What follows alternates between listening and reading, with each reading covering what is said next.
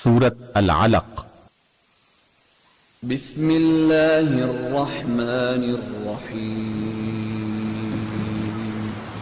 اللہ کے نام سے جو بڑا مہربان نہایت رحم والا ہے۔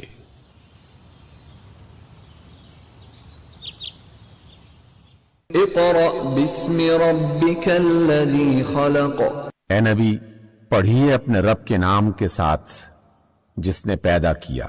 خلق الانسان من علق۔ جمے ہوئے خون کے ایک لوتھڑے سے انسان کی تخلیق کی۔ اقرأ وربک الاکرم۔ پڑھیے اور آپ کا رب بڑا کریم ہے۔ الذی علم بالقلم۔ جس نے قلم کے ذریعے سے علم سکھایا۔ علم الانسان ما لم يعلم۔ انسان کو وہ علم دیا جسے وہ نہ جانتا تھا۔ کلا ان الانسان لیطغی۔ ہرگز نہیں بلکہ انسان سرکشی کرتا ہے ان رآہ استغنی۔ اس بنا پہ کہ وہ اپنے آپ کو غنی دیکھتا ہے۔ ان الی ربک الرجعی۔ حالانکہ پلٹنا یقیناً تیرے رب ہی کی طرف ہے۔ ارأیت الذی ینہی۔ تم نے دیکھا اس شخص کو جو ایک بندے کو منع کرتا ہے عبدا اذا صلی۔ جبکہ وہ نماز پڑھتا ہو۔ ارأیت ان کان علی الہدی۔ تمہارا کیا خیال ہے اگر وہ بندہ راہ راست پر ہو او امر بالتقوی۔ یا پرہیزگاری کی تلقین کرتا ہو۔ ارأیت ان کذب وتولی۔ تمہارا کیا خیال ہے اگر یہ منع کرنے والا شخص حق کو جھٹلاتا اور منہ موڑتا ہو۔ الم یعلم بان اللہ یری۔ کیا وہ نہیں جانتا کہ اللہ اسے دیکھ رہا ہے۔ کلا لئن لم ینتہ لنسفعا بالناصیہ۔ ہرگز نہیں اگر وہ باز نہ آیا تو ہم اس کی پیشانی کے بال پکڑ کے اسے کھینچیں گے۔ ناصیۃ کاذبۃ خاطئہ۔ اس پیشانی کو جو جھوٹی اور سخت کار ہے۔ فلیدع نادیہ۔ وہ بلا لے اپنے حامیوں کی ٹولی کو۔ سندع الزبانیہ۔ ہم بھی عذاب کے فرشتوں کو بلا لیں گے۔ کلا لا تطعہ واسجد واقترب۔ ہرگز نہیں اے نبی آپ اس کی بات نہ مانیں اور سجدہ کریں اور اپنے رب کی قربت حاصل کریں۔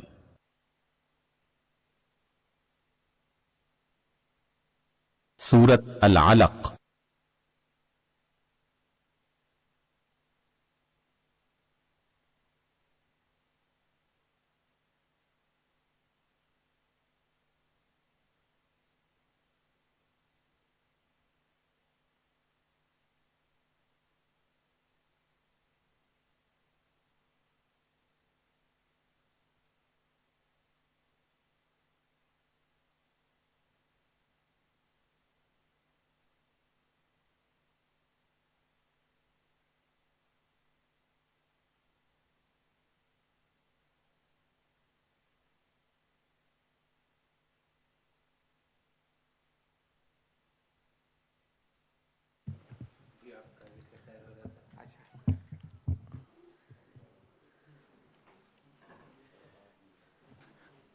بسم اللہ الرحمن الرحیم۔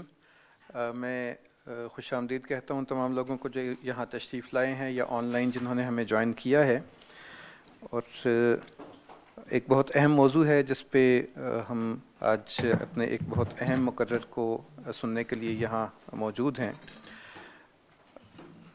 مختلف وقتوں میں اس حوالے سے بات چیت ہوتی رہی کہ ہمارے ہاں جو سوچنے کا انداز ہے، جو چیزوں کو سمجھنے کا انداز ہے، اس کے اندر جس طرح سے جو استعماری دور کے اندر کولونیل جو ایرا ہے اس کے اندر جس طرح چیزوں کو ڈیولپ کیا گیا اور ہماری سوسائٹیز کے اوپر جو کولونائزڈ سوسائٹیز ہیں ان کے اوپر جس طرح سے اسے امپوز کیا گیا، تو تو وہ کیسے ہماری سوسائٹی کو، ہمارے سوچنے کے انداز کو، ہمارے آگے بڑھنے کے عمل کو کیسے وہ اثر انداز ان پہ ہو رہی ہے.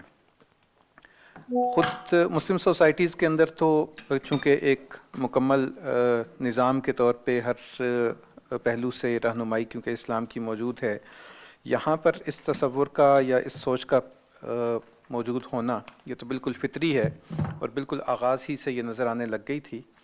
لیکن موجودہ عرصے میں جو ڈی کولونائزیشن کی ایک طرح سے تھیم ہے، یہ زیادہ ہمیں یوں لگا کہ افریقہ سے اس کا زیادہ آواز اٹھنا شروع ہوئی، اور پھر اس کو ڈیولپ کیا مغرب میں پڑھنے والے جو اسکالرز ہیں جو مسلمان ملکوں سے یا افریقی ملکوں سے یا ایشیائی ملکوں سے تعلق رکھتے ہیں. اور یہاں تک کہ خود اب مغربی ممالک کے اندر، مغربی یونیورسٹیز کے اندر ڈی کولونائزیشن ایک میجر تھیم کے طور پہ پڑھائی جا رہی ہے. لیکن جب ہم اسے اپنے نقطہ نظر سے، اپنے کانٹیکسٹ میں پڑھنے کی اور سمجھنے کی کوشش کرتے ہیں، تو اس اصولی بات کے بعد کہ ہمیں اپنے انداز میں چیزوں کو سمجھنا اور بیان کرنا چاہیے، عملی طور پہ کئی چیزیں ہیں جو ہمارے لیے رکاوٹ بن جاتی ہیں. انسٹیٹیوٹ آف پالیسی اسٹڈیز میں ہم نے پچھلے کچھ عرصے سے اس طرح کے مختلف سیشنز کیے ہیں، جس میں ہم نے جو اہل فکر ہیں، اہل دانش ہیں، ان کو ہم نے دعوت دی اور ہم نے ان سے یہ نقطہ سمجھنے کی کوشش کی کہ یہ جو اصولی اور بنیادی ہماری ایک سوچ ہے، اس سے آگے بڑھنے کی راہیں کیا ہوں گی. ہمیں خوشی ہے کہ آج اسی حوالے سے پروفیسر ڈاکٹر اسد زمان صاحب ہمارے ساتھ موجود ہیں، اور علمی حلقوں میں بالخصوص وہ لوگ کہ جو معاشیات سے تعلق رکھتے ہیں، ان کے لیے تو ڈاکٹر صاحب کا نام کسی طرح بھی تعارف کا محتاج نہیں ہے. لیکن ڈاکٹر صاحب نے اپنے آپ کو اپنے اس جو پیشہ ورانہ ایک ان کی اسپیشلائزیشن ہے اس تک محدود نہیں رکھا، بلکہ اپنی جو علم ہے اس کو اور اپنا جو انداز فکر ہے اس کو انہوں نے ایک وسیع پیمانے پہ پھیلایا ہے. اس لیے ایک بہت ہی ممتاز ماہر معیشت ہونے کے ساتھ ساتھ انہوں نے زندگی کے مختلف شعبوں میں چیزوں کو سمجھنا اور سمجھانا شروع کیا ہے، اور اسی حوالے سے وہ آج یہاں موجود ہیں، اور ہم ان کا بہت شکریہ بھی ادا کرتے ہیں. اور ابھی کی جو ترتیب ہے وہ میں ذکر کر دیتا ہوں کہ ڈاکٹر صاحب ابھی گفتگو کریں گے، اس کے بعد ہم ایک ڈسکشن کریں گے سوالات کی شکل میں، اپنے جو تبصرے ہیں ان کی شکل میں اس بات کو ہم آگے بڑھانے کی کوشش کریں گے. آن لائن بھی ہمارے شرکاء کچھ موجود ہیں، انشاءاللہ ان سے بھی ہم استفادہ کر رہے ہوں گے. اور آخر میں انسٹیٹیوٹ آف پالیسی اسٹڈیز کے چیئرمین خالد رحمان صاحب سے میں گزارش کروں گا کہ وہ ہماری اس گفتگو کو کنکلوڈ کر دیں. تو اس کے بعد میں ڈاکٹر صاحب آپ سے گزارش کرتا ہوں، آپ کی پریزنٹیشن ڈسپلے ہو جائے گی، اور آپ جیسے سہولت محسوس کریں.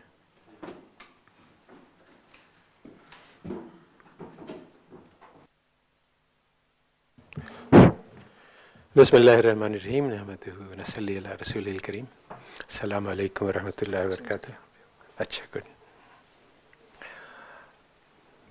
تو جیسا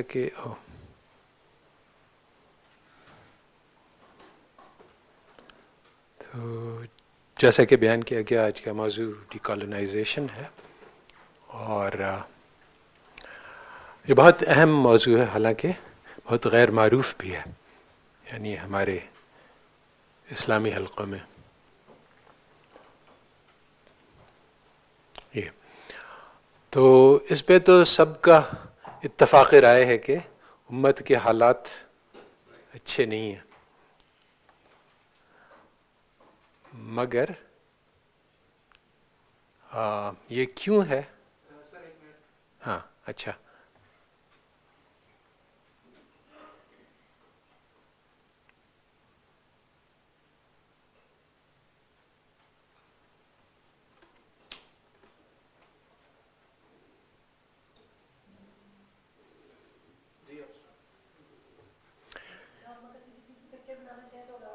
ہاں ہاں بالکل، ہم آپ کو سلائیڈز بھی فراہم کر دیں گے انشاءاللہ.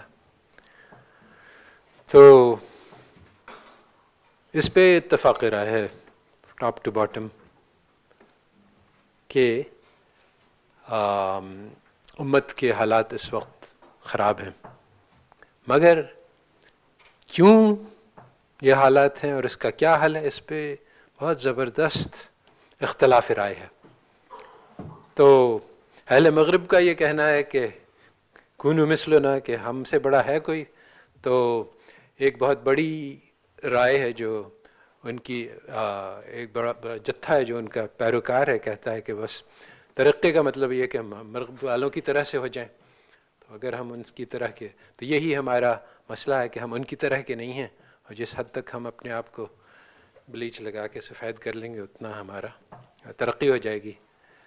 جو لوگ ذرا زیادہ عقل والے ہیں وہ مغرب کی خسائل کو دیکھتے ہیں کہ وہ ترقی ان کی وجہ ہے کہ ان کے پاس ڈیموکریسی ہے، رول آف لا ہے، سیکولرزم ہے، گورننس ہے، تو یہ سب چیزیں ہمیں حاصل کرنی چاہیے، جو بھی مغرب کے پاس ہے وہ ہمیں حاصل کرنے کی ضرورت ہے۔ کچھ اور لوگ ہیں جو کہتے ہیں کہ اصل علم ہے ان کے پاس، وہ سائنس اینڈ ٹیکنالوجی ہے، یہ ڈیموکریسی وغیرہ جو ہے یہ کوئی خاطر خواہ چیز نہیں ہے، مگر سائنس اینڈ ٹیکنالوجی کے بغیر ہمارا گزارا نہیں ہے۔ تو یہ تینوں نظریے مغرب کی طرف ہدایت کے لیے دیکھ رہے ہیں۔ تو اب جو ہے باقی بہت سے اور گروہ ہیں جو کہتے ہیں کہ نہیں، آج بھی ہمارا جو پیغام اللہ تعالیٰ نے دیا تھا، علم الانسان ما لم یعلم، وہ آج بھی ہمارے لیے ریلیونٹ ہے۔ تو ان لوگوں کا میں سے ایک بڑا گروہ تبلیغ کا ہے کہ اصل مسئلہ ہماری ایمان کی کمزوری کا ہے، اور ایمان کی تجدید ہو جائے تو اس سے ہمارے مسئلے ہو جائیں گے۔ پھر سلفی لوگ ہیں جو بدعت اور شرک کو مٹانا چاہتے ہیں اور جہاد قائم کرنا چاہتے ہیں۔ پھر پولیٹیکل اسلام ہے، اس میں بھی بہت سارے نظریات ہیں، جو کچھ خلافہ والے ہیں، کچھ جہاد والے ہیں، کچھ ریولوشن انقلابی ہیں، اور کچھ سیاسی ہیں۔ اور اس کے بعد پھر وہ کچھ دل والے لوگ ہیں جو تصوف اور خدمت انسانیت پہ فوکس کرتے ہیں، اور ان لوگوں کے بھی بڑے بڑے جتھے ہیں اور بہت محنت ہو رہی ہے۔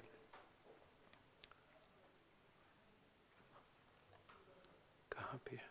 ہاں، تو بہت بڑا المیہ یہ ہے کہ یعنی اتنے بڑے اختلاف رائے سے پتہ چلتا ہے کہ کوئی واضح بات نہیں ہے کہ ہم لوگ کو کس میدان پہ محنت کرنا ہے۔ تو میرا یہ اس میں ایک دعویٰ ہے کہ ہم لوگ تو بیٹل گراؤنڈ ہی نہیں پہچانے، وہاں تک پہنچنا تو دور، ہم لوگ آپس میں ایک دوسرے سے لڑ رہے ہیں کہ نہیں تم میری بات مان لو، نہیں تم سیاست کرو، نہیں تم دعوت کرو، نہیں تم بدعت کو مٹاؤ، اور بجائے اس کے کہ جو مرکزی میدان ہے اس کی تو ہمیں خبر ہی نہیں، اور اگر ہم اس کی طرف متوجہ ہوں تو اس میں جو جنگ کے لیے جو ہتھیار ہیں وہ اس وقت ہمارے پاس موجود نہیں ہیں، ہمیں وضع کرنا ہوگا۔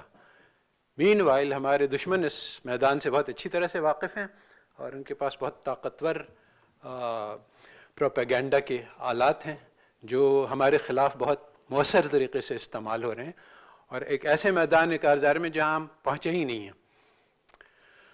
تو اس کا ایک علاج ہے جس کو میں نے نام دیا ہے غزالی پروجیکٹ، اور اس کا ایک اور نام ہو سکتا ہے کہ ڈیکالونائزیشن آف ایجوکیشن۔ اس میں ایک تجزیہ بھی ہے اور ایک مرج کی شناخت بھی ہے، اور اس کا علاج کا اور اصلاح عمل بھی ہے، اور یہ ہم انشاءاللہ اس میں بات کریں گے۔ تو اسلام جو ہے وہ علم کے بنیاد پہ کھڑا ہوا ہے، اور اس کا بہت گہرا تعلق ہے اس صورت سے جو پہلے وحی کا آغاز اسی سے ہوا تھا، اقرأ بسم ربک الذی خلق، اور اس میں علم الانسان ما لم یعلم۔ اللہ تعالیٰ نے انسان کو ایک ایسی دولت عنایت کی، وہ علم کی دولت تھی جو ان کے پاس نہیں تھی۔ اس علم نے دنیا کی تاریخ میں ایک بہت زبردست انقلاب برپا کیا، اور جو پسماندہ وہ بدو تھے ان کو دنیا کا سردار بنا دیا۔ آج ہم لوگ پھر سے جہالت کی تاریکیوں میں گرے ہوئے ہیں، اور باقی دنیا ہم سے بہت آگے نکل چکی ہے بہت سارے میدانوں میں۔ تو کیا اس پیغام میں آج بھی وہی طاقت ہے کہ وہ پھر سے ہماری فیوچر کو بدل دے؟ تو بہت بڑا المیہ ہے کہ آج زیادہ تر مسلمانوں کی اکثریت اس کے بارے میں کہتی ہے کہ نہیں، ایسا نہیں ہے، قرآن آج ہماری رہنمائی نہیں کر سکتی. کوئی زبان سے ایسا کہے تو کافر ہو جائے، مگر عملی طور پہ یہی بات ہے کہ مسلمانوں کا یہ خیال ہے کہ آج اگر ہم اپنی موجودہ پستی سے، موجودہ تاریکی سے نکل چاہتے ہیں تو ہمیں مغرب سے کی طرف سے ہدایت چاہیے، قرآن سے نہیں. اور اس کا پریکٹیکل ڈیمونسٹریشن یہ ہے کہ ہمارے سارے گروپس جو ہیں وہ اپنے بچوں کو مغربی اسکولز میں ڈالا ہوا ہے اور ان کو مغربی علوم پڑھا رہے ہیں، اور قرآن اور حدیث پڑھانے والے بہت ہی شاذ و نادر ہیں. تو یہ پریکٹیکل ڈیمونسٹریشن ہے کہ ہم کس علم کو ضروری سمجھتے ہیں. تو ڈی کالونائزیشن میں جیسے کہ تذکرہ ہو، یہ افریقہ سے نکلا اور یورپ سے آیا، تو اس کا ہم سے کیا واسطہ؟ بہت سارے لوگ کہتے ہیں کہ یہ خود ہی ایک مغربیوں کی ایک وہ ہے، اور حقیقت یہ ہے کہ اس میں بہت ساری چیزیں خلط ملط ہیں، مگر اس میں یعنی بنیادی طور پہ ایک صحیح بات ہے. مگر اس کے میں نے جو مطلب لیا ہے وہ یہ ہے کہ جو ذہنی غلامی ہے اس کا مطلب یہی ہے کہ ہم مغرب کی طرف دیکھ رہے ہیں اپنے مسائل کے حل کے لیے، اور ڈی کالونائزیشن کا مطلب ہے کہ اللہ تعالیٰ کی پیغام کی طرف دیکھنا اپنی رہنمائی کے لیے، اور یہ سمجھنا کہ جو اللہ تعالیٰ کا آخری پیغام ہے، علم الانسان ما لم یعلم، وہ علم جو انسانیت کو دیا گیا تھا، وہ نہ صرف یہ کہ سارے انسانی علوم سے بہتر ہے، بلکہ انسان کے تو بس ہی میں نہیں ہے کہ کوئی ایسا علم پیدا کرے جو کہ اس سے کسی طرح سے بھی آگے بڑھ جائے. اور آج بھی اس میں وہی انقلابی تاثیر ہے جو 14 صدیوں پہلے تھی. تو یہ بات ہمیں خود سمجھنے کی ضرورت ہے، کیونکہ اس وقت یہ ایک دعویٰ ہے مگر اس کا کوئی ہمارے پاس ثبوت نہیں ہے. تو اگر ہم اس بات کو مان لیتے ہیں اپنی بنیادی طور پہ کہ آج بھی قرآن کا پیغام اتنا ہی انقلابی ہے، تو اس سے ہمیں بہت گہرے مسائل پیدا ہوتے ہیں جس کا کوئی حل نہیں نظر آتا. کہ اگر ہے قرآن ریولوشنری تو بہت سارے ہمارے علماء ہیں، بہت سارے سردار ہیں، بہت ساری جماعتیں ہیں، ان سب نے قرآن پڑھا ہے، اس پہ غور کیا ہے، مگر اور انہوں نے اس کے ذریعے سے کام بھی کیے ہیں، مگر وہ کوئی کامیاب نہ ہو سکا ہے. بہت ساری کوششیں چل رہی ہیں مگر کسی میں ایسا نہیں نظر آتا کہ یہ امت کی فیوچر کو بدل دیں گی. تو ہم لوگ کوئی ایسا، اگر ہمارے پاس وہ علم ہے جو انقلابی ہے، تو ہم انقلاب برپا کیوں نہیں کر سکتے؟ اور یہ اس کے خلاف اگر اس کا جو دوسرا یعنی اس کے مخالف جو نقطہ نگاہ ہے وہ یہ ہے کہ مغربی علم سے ہمارا مسئلوں کا حل ہوگا. تو اس کی جو سپورٹ میں جو دلیلیں ہیں وہ بہت مضبوط نظر آتی ہیں کہ مغربی علوم کا ہماری زندگی کے ہر شعبے پہ اثر ہے، اور ہماری زندگی کے لمحہ لمحہ ان سے متاثر ہے. تو یہ کیسے ہو سکتا ہے کہ اس وقت قرآنی علوم ہم کہہ رہے ہیں کہ ان سے بہت بلند اور برتر ہیں، جبکہ قرآنی علوم کا بظاہر کوئی عمل دخل نہیں نظر آتا ہماری موجودہ زندگی میں. بظاہر ایسا نظر آتا ہے کہ قرآنی علوم سے ہم آخرت کی میں کامیابی تو حاصل کر سکتے ہیں اور اس میں مغربی علوم کا کوئی عمل دخل نہیں، مگر دنیا کی زندگی ہے تو پھر ہمیں اس میں مغربی کی طرف دیکھنا ہوگا. تو اس میں بہت مختصراً چند چیزیں کا سوال ہیں جن کا ہم جواب دیں گے کہ کالونائزڈ مائنڈ ہوتا کیا ہے، ڈی کالونائزڈ ہوتا کیا ہے، سب کا ہم نے مختصراً اشارہ کر دیا ہے. اور پھر یہ ہے کہ کالونائزیشن تو 70 سال پہلے ختم ہو گیا، تو آج بھی کالونائزیشن مائنڈ کا کیوں ہے، تو وہ کیا پروسیس ہے جس کے ذریعے سے مائنڈ کالونائز ہوتے ہیں، اس کا ہمارے پاس کیا حل ہے اور کیا علاج ہے. تو قرآن کیوں آج ہمیں ہمارے مسائل میں کوئی رہنمائی نہیں کرتی، کم از کم ایسا نظر آتا ہے. تو اس کی وجہ ہے جہل مرکب. اس کا پہلی وجہ ہے کہ ہم سمجھتے ہیں کہ ہمارے پاس ہے قرآن، تو جب ہم اس علم کو دیکھتے ہیں جو ہماری نگاہ میں ہے قرآن، جو کہ ہم بچپن سے پڑھتے آ رہے ہیں اور اس کی ہمارے اماں اس کو تفسیر سناتے آ رہے ہیں، اور مدرسوں میں اور تفسیر کے حلقوں میں اور مختلف جگہوں سے ہم نے یہ ساری باتیں سن لی ہیں، مگر اس میں ہمیں کوئی آج کل کے مسئلوں کا حل نہیں نظر آیا، اور اس لیے ہم یہ سمجھتے ہیں کہ ہم قرآن کو جانتے ہیں، ہم نے اس میں آج کے مسئلوں کا حل دیکھا کہ انوائرمنٹل کرائسس کا کیا حل ہوگا، اور اس طرح سے بے شمار جو موجودہ زمانے کے مسائل ہیں، بینکنگ کا کیا حل ہے، اور اس طرح سے کہیں ہمیں کوئی اس کا نظر نہیں ہے۔ therefore ہم اس نتیجے پہ پہنچے کہ اس علم میں موجودہ زمانے کے مسائل کا حل نہیں ہے، تو اس لیے ہمیں ضروری ہے کہ اہل مغرب سے آج کل کے مسائل کا حل ڈھونڈیں۔ تو سب سے پہلے تو جہل مرکب میں پہلے اس بات کو ہمیں ترک کرنا ہوگا کہ ہم قرآن کو جانتے ہیں کہ وہ کیا کہہ رہی ہے، اور اس کے سلسلے میں ہمارے پاس 2 احادیث ہیں کہ اسلام اجنبی بن کر آیا تھا اور اجنبی بن جائے گا، اور یہ کہ تم لوگ جو ہے وہ دوسروں کے اتباع کرو گے، حتیٰ کہ وہ اگر چھپکلی کے یا سانپ کے بل میں گھس جائے تو تم بھی ان کے پیچھے گھس جاؤ گے۔ تو آج کل ایسا ہی ہے کہ ہم لوگ اندھا دھند مغرب کی تقلید میں لگے ہوئے ہیں، اور اس دھوکے میں کہ ان کے پاس ہمارے مسئلوں کا حل ہے۔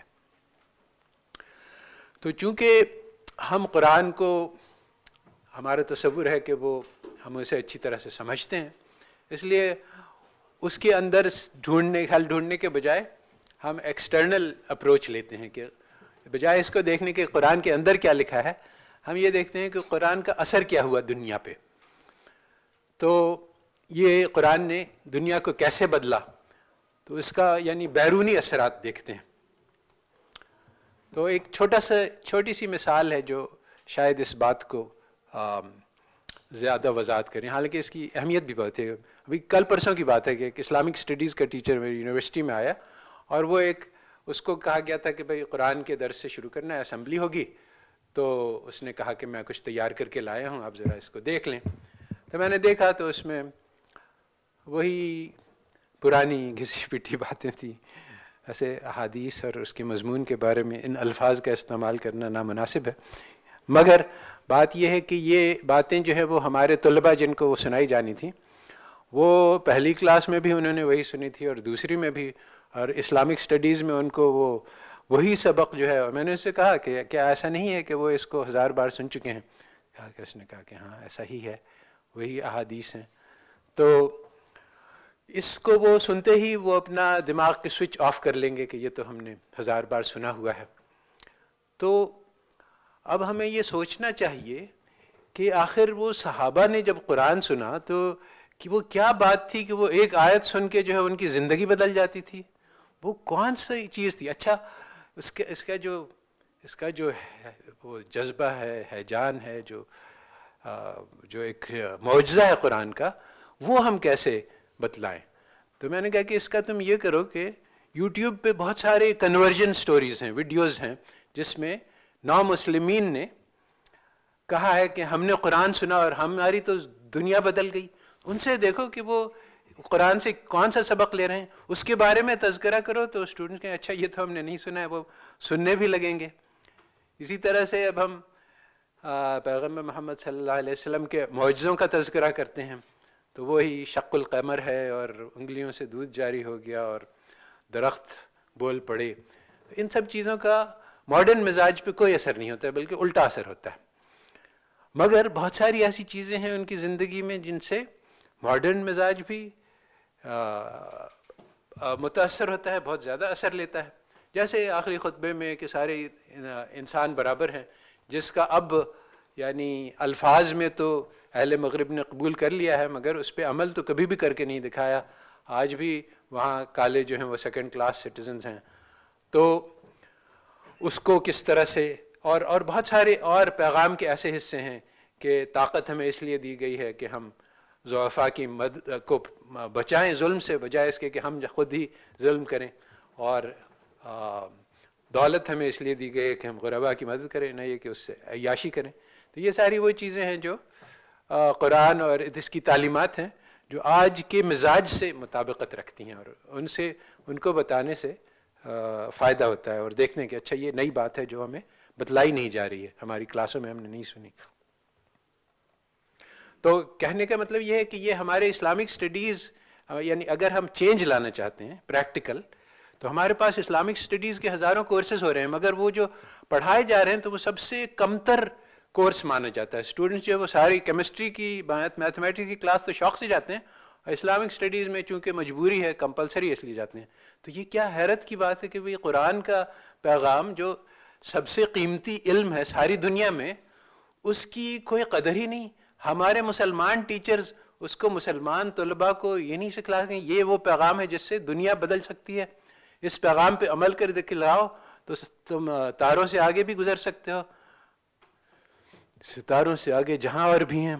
تو یہ اقبال نے اس کا کچھ نہ کچھ جذبہ دکھلایا، اور اقبال کا پیغام جو ہے وہ قرآن سے بھرا ہوا ہے، یعنی اس کی بیسس ہی قرآن ہے کا پیغام ہے. تو وہ پیغام کو اس طرح سے پیش کرنا کہ وہ ہماری زندگی کو بدل دے، یہ آج ہم کیوں نہیں کر رہے ہیں. اس میں جو ہے یہ ایک بہت اہم کتاب ہے جو بنیاد ہے ڈی کالونائزیشن آف نالج کی، کیونکہ اس میں انہوں نے، یعنی یہ اس کو میں کہوں گا کہ سب سے پہلا قدم جو انٹلیکچولی لیا گیا ڈی کالونائزیشن آف نالج میں، وہ یہ کتاب ہے. کیونکہ جو مغرب کا بیانیہ ہے وہ یہ ہے کہ ساری دنیا تاریکی میں تھی، پھر علم کی شمع مغرب میں پیدا ہوئی اور ہم نے سیکھا، عقل کی روشنی میں سائنس سیکھا، ٹیکنالوجی سیکھی، ساری دنیا کے جتنے علوم ہیں اس وقت جو فائدے کی چیزیں وہ سب ہم نے ایجاد کی ہیں. ہم سے پہلے تھا عجب تیرے جہاں کا منظر، یہ ان کا کہنا ہے. تو اب اس کتاب میں انہوں نے اس کا ایگزیکٹ اپوزٹ بیانیہ اختیار کیا ہے کہ علم کی شمع تو مسلمانوں کے ہاتھ سے بلند ہوئی، اور اس کے کیا کیا پیغام کے کیا اثرات ہوئے کہ دنیا جو ہے وہ تاریکی میں تھی، ہلاکت کے قریب تھی، اور اب جو ہے مسلمانوں نے اس کو بچا لیا، اور کیا کیا خصوصی پیغام تھے اسلام کے. اور آگے جب مسلمانوں کا سویلائزیشن جو ہے وہ ڈکلائن ہوا تو اس کے کیا برے اثرات ہوئے. اب یہ ایگزیکٹلی اپوزٹ ہے اس بیانیے کے جو مغرب بنا رہے ہیں، اور یہی ہے ڈی کالونائزیشن. کہ کالونائزیشن یہ ہے کہ سب کچھ مغربی کے پاس ہے، اور ڈی کالونائزیشن کہ مسلمانوں نے بہت کچھ مار کے کیے. اور یہ مغرب کی جو سو کالڈ پروگرس ہے یہ دراصل انسانیت کا تنزل ہے. اور آج یہ واضح ہو گیا ہے کہ جو وحشیت اور بربریت دکھلائی جا رہی ہے اور اسی کو سویلائزیشن کے نام میں کیا جا رہا ہے، تو آج ہمارے پیغام سے انکار کرنے والا مشکل ہی سے ملے گا. تو اب جیسا کہ میں نے کہا کہ بجائے اس کے کہ ہم اسلام کا تجزیہ کریں، ہم اسلام کے اثرات کو دیکھتے ہیں، تو اس کی بہت ہی مختصر تاریخ جو میرے اس مضمون کے لیے ضروری ہے وہ میں یہاں پیش کرتا ہوں. کہ اسلام نے عربوں کو اور مسلمانوں کو جہالت کی پستیوں سے نکال کر اور دنیا کا سردار بنا دیا. اسلام کی علوم کی روشنی ساری دنیا کو منور کر گئی. اور یورپین ڈارک ایجز تھیں، یورپین دراصل وحشی تھے جو ایک بہت بڑے سویلائزیشن کے بارڈرز پہ رہتے تھے، جیسا کہ ابن خلدون نے بتلایا ہے. اور یہ جو الاندلس تھا اس کی سویلائزیشن اتنا ایڈوانس تھے کہ ان کو پتہ بھی نہیں تھا کہ اس میں کیا کیا ہوا، اور آج بھی اس کی ٹیکنالوجی کے کچھ ایسے راز ہیں جو وہ ڈسکور نہیں کر سکیں. تو جب وہ تہذیب 700 سال کے بعد تنزل میں چلی گئی اور عیش میں اور اس میں ڈوب گئی، جیسا کہ ابن خلدون نے بتلایا تھا کہ ہر سویلائزیشن ان سٹیجز سے گزرتا ہے، تو پھر وہ بربر اس پہ غالب آ گئے. اور اس بار پہلی بار انہوں نے کتابوں کو جلانے کے بجائے، کیونکہ وہ دیکھ چکے تھے کہ ان کتابوں کے علم کا کیا فائدہ ہے، ان کا ترجمہ شروع کیا. تو ٹولیڈو ٹرانسلیشن پروجیکٹ شروع ہوئی تقریباً 14ویں صدی میں عیسوی. اور اس ٹرانسلیشن پروجیکٹ سے تاریخ ایجز جو ہیں وہ یورپ کی ختم ہوئی. تو وہ جو علم کی شمع جو اسلام نے بلند کی تھی، اسی نے اس چیز کو شروع کیا جس کو کہتے ہیں انلائٹنمنٹ آف یورپ. روشنی کا پھیلنا. اور یہ جو علوم یورپ میں داخل ہوئے تو یہ بہت شدید ان کا اختلاف تھا کیتھولک آرتھوڈاکسی سے, اور ان کی بڑی زبردست تقابل رہا آپس میں, حتیٰ کہ چرچ خود ٹوٹ گیا 2 حصوں میں, اور پھر ان دونوں میں بہت زبردست جنگیں ہوئیں, بہت ہی زیادہ خون ریز, جس کی وجہ سے 100 سال سے زیادہ تک یہ مذہبی جنگیں جاری ہیں. یورپ والے کے عوام نے بالکل صحیح اس نتیجے پہ پہنچے کہ دین تو کے ساتھ سوسائٹی معاشرہ نہیں چل سکتا, کیونکہ اس سے تو جنگیں ہو جاتی ہیں ساری, اور 100 سال تک اس کا کوئی حل نہیں ہے دین کے پاس. کیونکہ جب ان کا ایک فرقہ غالب آتا تھا تو دوسروں کا قتال کرتا تھا, اور جب دوسرا آتا تھا تو پہلے کا قتال کرتا تھا, تو کوئی حل نہیں تھا کسی کے پاس. تو اس کی وجہ سے ان کو یہ ضرورت محسوس ہوئی کہ معاشرتی علوم کو بغیر دین کے قائم کیا جائے, اور آہستہ آہستہ یہ معاملہ بڑھتا گیا. سب سے پہلا سیکولر سائنس جو ایجاد ہوا وہ پالیٹکس تھا, کیونکہ وہاں پہ سب سے زیادہ اشد ضرورت تھی. اس کے بعد اکنامکس جو کہ مورل فلاسفی کا حصہ تھا اس کو ڈیٹیچ کر لیا گیا, اور اس کو ایک نیوٹرل اور value free secular social science بنا دیا گیا.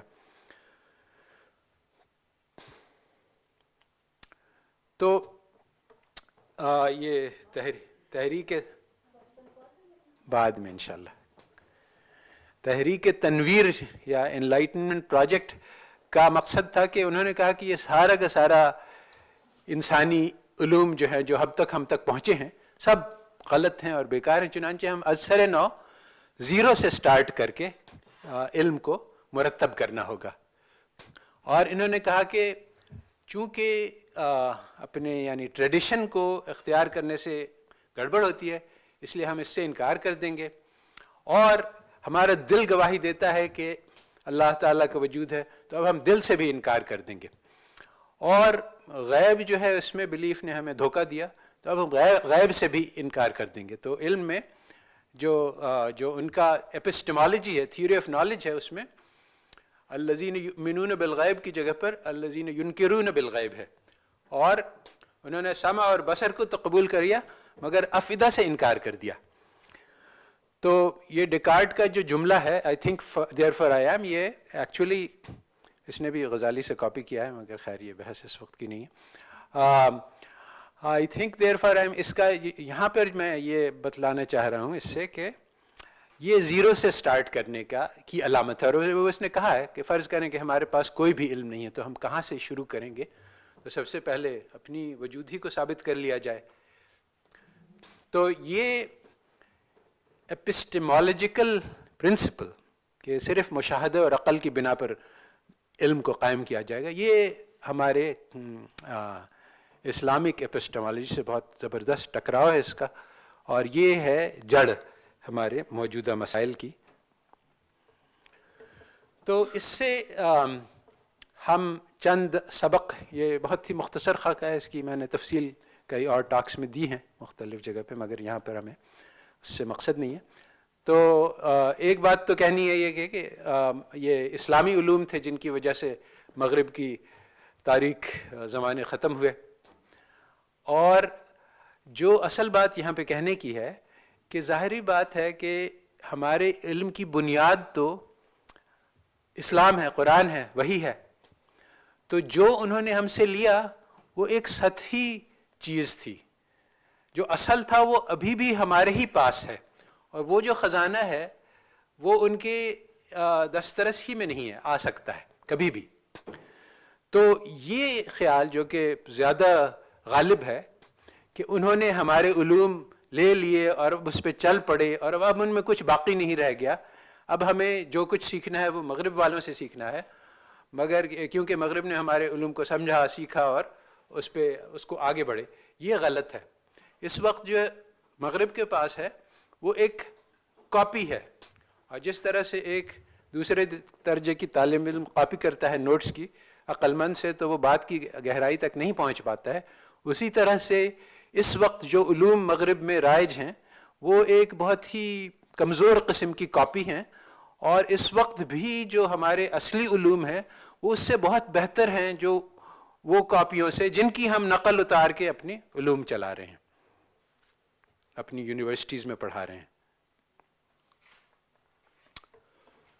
تو یہ پازیٹیوزم ہے جس کی بنیاد پہ آج کل مغربی علوم قائم ہیں، کیونکہ اس کے میں جو مسائل ہیں پازیٹیوزم میں وہ اب ان پہ بھی واضح ہو چکے ہیں، اور بہت بڑا ایک طبقہ ہے پوسٹ ماڈرنزم کا، اور بہت سارے اور فرقے ہیں جنہوں نے کہا ہے کہ یہ راستے جس پہ ہم چل رہے تھے وہ غلط ہیں اور اس کا کوئی حل ڈھونڈ رہے ہیں۔ مگر جو یونیورسٹیز کا جو سلیبس ہے وہ بہت مضبوط طریقے سے پازیٹیوزم سے بندھا ہوا ہے۔ تو اس میں سمجھنے کی بات یہ ہے کہ دجال کے بارے میں کہا گیا ہے کہ وہ ایک آنکھ سے اندھا ہوگا، اور ابو جہل کا بھی نام ابو الحکم تھا اس کے زمانے میں، کیونکہ وہ دنیاوی علوم میں اور اس وقت کے زمانے کے میں بہت فراست رکھتا تھا، مگر دل اور روح کے معاملے میں اندھا تھا۔ تو یہ جو انلائٹنمنٹ ایپسٹالوجی جو ہمارے یونیورسٹیز میں پڑھایا جا رہا ہے، جو مغرب کی یونیورسٹیز میں، اور ہاں جس کی ہم نقل اتار رہے ہیں، یہ ایکسٹرنل یعنی باہر کی دنیا کے علوم ہیں، مگر انسان کی اندرونی دنیا کے بارے میں بالکل ہی اندھے ہیں۔ اور اس کی وجہ یہ ہے کہ ہمارا جو اندرونی دنیا ہے، دل کی دنیا ہے، روح کی دنیا ہے، وہ آبزرویبل نہیں ہے، مشاہدہ نہیں کیا جا سکتا اس کا، یعنی آپ کے دل میں کیا ہے وہ میں نہیں دیکھ سکتا۔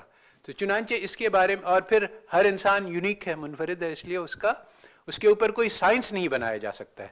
تو انہوں نے چونکہ یہ کہا کہ سائنس ہی واحد ذریعہ ہے سارے علوم کا، تو اس لیے وہاں تک ان کی رسائی نہیں ہے۔ اب اس سے جو اگلی بات بنتی ہے وہ یہ ہے کہ سوسائٹی جو ہے، معاشرہ، وہ افراد کی ایک مجموعہ ہے۔ تو ہم سوسائٹی کو سمجھ نہیں سکتے جب تک ہم انسان کو نہیں سمجھیں، اور انسان کا سمجھنا ان کے بس سے باہر ہے۔ اور خاص طور پہ اکنامکس میں جو ماڈل ہے جس سے شروع ہوتی ہے ساری اکنامکس کی ٹیکسٹ، اور سارے کے سارے علم کی بنیاد اس مفروضے پہ ہے کہ rational behaviour is maximisation of utility, یعنی انسان جو عقل مند ہے وہ دنیا میں اپنی لذتوں کو میکسیمائز کرے گا، زیادہ سے زیادہ حاصل کرنے کی کوشش۔ یہ یوٹیلیٹیرینزم کا فلسفہ جرمی بینتھم نے بنایا تھا، اور اس نے خاص طور پہ اس نے کہا کہ ہم نے عیسائیت تو بیکار ہے، اس کو تو ہمیں رد کرنا ہے، مگر پھر ہم نیکی اور برائی میں تمیز کیسے کریں گے، کیونکہ اس کو یہ بات واضح تھی کہ تمیز کرنا بہرحال ضروری ہے۔ اس نے کہا جس چیز سے انسان کو خوشی حاصل کرتے ہیں وہ نیکی ہے، اور جس سے تکلیف ہوتی ہے وہ برائی ہے۔ تو یہ یوٹیلیٹیرزم کہتے ہیں اس کو، مگر یہ بہت ہی یعنی سطحی بات ہے، اور اس کا انکار بہت آسان ہے۔ اور آج کل جو ہماری غزالی پروجیکٹ ہے اس کا یہی مطلب ہے کہ سارے علوم کو ان اسلامی بنیادوں پر قائم کیا جائے۔ تو اسلامک سائیکالوجی میں آج کل بہت ترقی ہوئی ہے، اور انہوں نے ایک 4 ڈائمینشنل ماڈل بنایا ہے انسان کا، جس میں عقل ہے اور قلب ہے اور نفس ہے اور روح ہے، اور ان کی بنیادوں پہ جو ایک سانچہ کھڑا ہوتا ہے اسلام انسان کے تجزیے کا، وہ مغرب کے پاس اس طرح کی کوئی چیز ہے نہیں، اور اس کو اب ان لوگ نے کلینکل سائیکالوجی میں بھی استعمال کیا ہے، اور اس میں بہت ترقی ہو رہی ہے۔ تو اس وقت بہت ساری پروجیکٹس ہیں جو چل رہی ہیں دنیا میں۔ رجب شنترک سے میرا بہت پرانا تعلق ہے، میں کولمبیا میں پڑھاتا تھا، تو اس وقت یہ گریجویٹ اسٹوڈنٹ تھا، 40 سال ہو گئے ہیں اس بات کو۔ اور اس نے اس وقت جو سب سے گہری بات ہو رہی ہے، جو اسلامی بنیادوں پر علم کو پھر سے وضع کرنا، اس نے کی ہے۔ اس کے پاس ایک سیکوینس آف لیکچرز ہے ڈیکالونائزیشن آف نالج پہ، اور ایک ابن خلدون پہ۔ ابن خلدون کی جو طریقہ تجزیہ ہے معاشرے کا، وہ اس کا علوم العمران کہہ سکتے ہیں، اور اس کا ایک یہ جو آج جو میتھڈالوجی رائج الوقت ہے مغرب میں، جن سے معاشرتی علوم کی جس کی بنیاد پہ قائم کیے جاتے ہیں ان سے بالکل ہر جگہ پہ ٹکراتی ہے. اور یہ ایک نیا طریقہ ہے جس کی بنیاد پہ جس کے اصول ہم ابن خلدون سے لے سکتے ہیں اور اس کی بنیاد پہ ہم نئے طریقے سے معاشرتی علوم کو وضع کر سکتے ہیں. تو اسلامک اکنامکس میں میرا اپنا بہت سارا کام ہے کہ اس کو کس طرح سے کیا جائے، اور خاص طور پہ اس کی بنیاد یہی ہے کہ یہ جو مغربی معاشرتی علوم مغربی معاشرتی معیشت کے علوم ہیں یہ بالکل ہی غلط ہیں. یعنی A to Z اس میں کچھ بھی جان نہیں ہے. اس بات پہ میری 20 سال سے لڑائی چل رہی ہے اسلامک اکانومسٹ سے، کیونکہ وہ کہتے ہیں بھائی اس طرح سے ہول سیل انکار نہیں کرنا چاہیے آپ کو، اس میں سے اچھی چیزیں لے لیں بری چیزوں سے انکار کریں، یہی طریقہ ہے، ہمارے اسلام یہی سکھلاتا ہے ہمیں وغیرہ وغیرہ. تو میں کہتا ہوں نہیں، اس میں کوئی بھی اچھی چیز ہوتی تو میں لے لیتا، مگر اس میں کوئی بھی اچھی چیز نہیں ہے. اس سے وہ کہتے ہیں کہ نہیں یہ آپ کی داڑھی بات کر رہی ہے اور دل یعنی عقل نہیں. بہرحال میتھمیٹکس اسٹیٹسٹکس یہ سب بھی حالانکہ بظاہر ایسا نظر آتا ہے کہ اس میں تو کوئی پرابلم نہیں ہو سکتا ہے، مگر ان سب میں بھی بہت بڑے بڑے مسئلے ہیں جس کا اس وقت تذکرہ کرنا، اور ان کو نئی بنیادوں پہ قائم کیا جا سکتا ہے جس سے بہت فائدہ ہوتا ہے. تو جو اصل مسئلہ ہمارا ہے وہ اس وقت پیدا ہوا کالونائزیشن ڈی کالونائزیشن سے. تو کالونائزیشن میں لارڈ مکالے نے جو تعلیم کا مقصد بتلایا وہ اس نے یہ کہا کہ ایک ایسی کلاس ہمیں بنانا ہے جو خون اور رنگ میں تو انڈین ہوں گے مگر اپنے ٹیسٹ، اپنے اوپینینز، اپنے مورلز اور انٹلیکٹ میں انگریز ہوں گے. تو آج بھی ہمارا ایجوکیشن ایگزیکٹلی یہی اثرات مرتب کرتا ہے، اور ہمارے ایجوکیشن بیکن ہاؤس سے جو پڑھ کے نکلتا ہے تو اس کے دل میں جو ہے وہ عظمت اور محبت اہل مغرب کی ہوتی ہے، اور اپنے معاشرے کے لیے، اپنے دین کے لیے اور اپنا انٹلیکچوئل ہیریٹیج کے لیے کچھ نہیں ہوتی ہے بلکہ نفرت ہوتی ہے. تو یہ کالونائزیشن آف مائنڈز ہے اور یہ ویسٹرن ایجوکیشن کی لازمی اثر ہے. تو بات یہ ہے کہ یہ ہمارا تو آزادی ہمیں حاصل ہو گئی 1947 میں، مگر تو یہ مسئلہ یعنی 70 سال سے چل کیوں رہا ہے ویسے ہی جیسا پہلے چلا. تو بات یہ ہے کہ اس کے لیے ہمیں کالونائزیشن کو زیادہ بہتر سمجھنا ہوگا. ہم لوگ یہ سمجھتے ہیں کہ انگریز آ کے اپنے ہتھیاروں کی وجہ سے ہمارے اوپر، اپنی آرمیز کی وجہ سے، اپنی بندوقوں کی وجہ سے قابض ہو گیا، مگر ایسا نہیں تھا. بلکہ انگریز بیوروکریسی میں جو کہ گورنمنٹ تھی اس میں زیادہ سے زیادہ 1000 لوگ رہے 100 سال تک. 1000 گورے تھے، اس سے زیادہ نہیں تھے. تو ہماری تو عوام کروڑوں کی ہے، 1000 لوگ جو ہیں وہ کروڑوں پہ نہیں رول کر سکتے ہیں جب تک کہ وہ ذہنی غلامی نہ پیدا کریں. اور ذہنی غلامی کے لیے انہوں نے ایک غداروں کی کلاس کو پرورش دی، جس کو سکھلایا گیا کہ انگریز کا بوٹ چاٹو اور ان کی عبادت کرو اور اپنے لوگوں سے متنفر ہو اور دوسروں کو اس سے متنفر کرو اور ان کو کچھ نہ سمجھو. تو یہ لوگ جب انڈیپینڈنس ہوا تو یہی طبقہ جس کو بنایا گیا تھا رول کرنے کے لیے انگریز کی بہاف پر، وہی آ گئے پاور میں، اور آج بھی وہی رول کر رہے ہیں. تو اور انہوں نے وہی نظام چلایا ہوا ہے. آج جو ہمارے ہاں سب سے بڑا ڈیوائیڈ ہے، کلاس ڈیوائیڈ، یہاں بیچارے مارکسسٹ آ کے وہ بھی مغرب کی نقالی کرتے ہیں، کہتے ہیں ہمارے ہاں کیپٹلسٹس ہیں اور لیبررز ہیں اور ان کی اسٹرگل ہے. ایسے کوئی بات نہیں ہے پاکستان میں. پاکستان میں جو رولنگ کلاس ہے وہ انگلش سپیکنگ ہے، اور جو اردو میڈیم ہے جس میں باقی ساری زبانیں آ جاتی ہیں وہ رولڈ ہیں. تو ہمارے ہاں جو کلاس کانفلکٹ ہے وہ لنگوسٹک لائنز پہ ہے.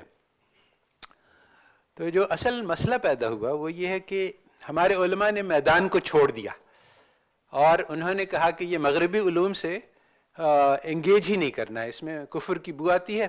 اور ایسا ہی ہے یقیناً کہ مغربی علوم میں پڑھنا جو ہے وہ بہت خطرناک تھا.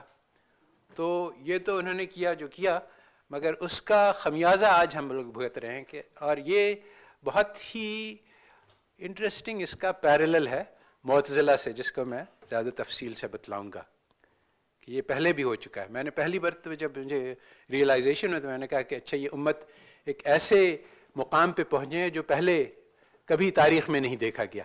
مگر بعد میں نے جب زیادہ غور سے دیکھا تو کہا کہ نہیں، یہ ایک اور بار ہمارے ساتھ یہ مسئلہ ایگزیکٹ یہی مسئلہ پیش آ چکا ہے. تو معتزلہ کا یہ مسئلہ ہے کہ انہوں نے اس وقت گریک فلسفی کے ترجمے آئے تھے اور بعض لوگ اس سے بہت ہی زیادہ متاثر اور مروب ہو گئے، اور انہوں نے یہ کہا کہ عقل جو ہے وہ بنیادی ہے اور یہ جو وحی ہے یہ دوسرے نمبر پہ آتی ہے. اور اس کے انہوں نے دلیل یہ دی کہ ہم لوگ عقل کے ذریعے سے قرآن کو سمجھتے ہیں، تو عقل پہلے آئی اور قرآن بعد میں آیا. تو اب اس کا جو مشہور مسئلہ ہے کہ قرآن خلق ہے کہ نہیں ہے، یہ مسئلہ فی نفسے ہی کچھ نہیں ہے. جو اصل چیز ہے وہ یہ ہے کہ ہم عقل کے قرآن کے اوپر حاکم لگا رہے ہیں بجائے اس کے کہ قرآن سے حکم لینے کے. تو عقل کو اوپر کا درجہ، تو یہ جو ہے یہ ہمارے علماء کو بہت سخت اس سے وحشت ہوئی، اور ہونی بھی چاہیے. اور انہوں نے کہا کہ نہیں، یہ اس قسم کی باتیں ہم کریں گے نہیں. یعنی یہ کوئی بحث میں پڑے کہ خلق ہے کہ نہیں، اس کا سوال کا جواب ہی نہیں دینا ہے ہمیں.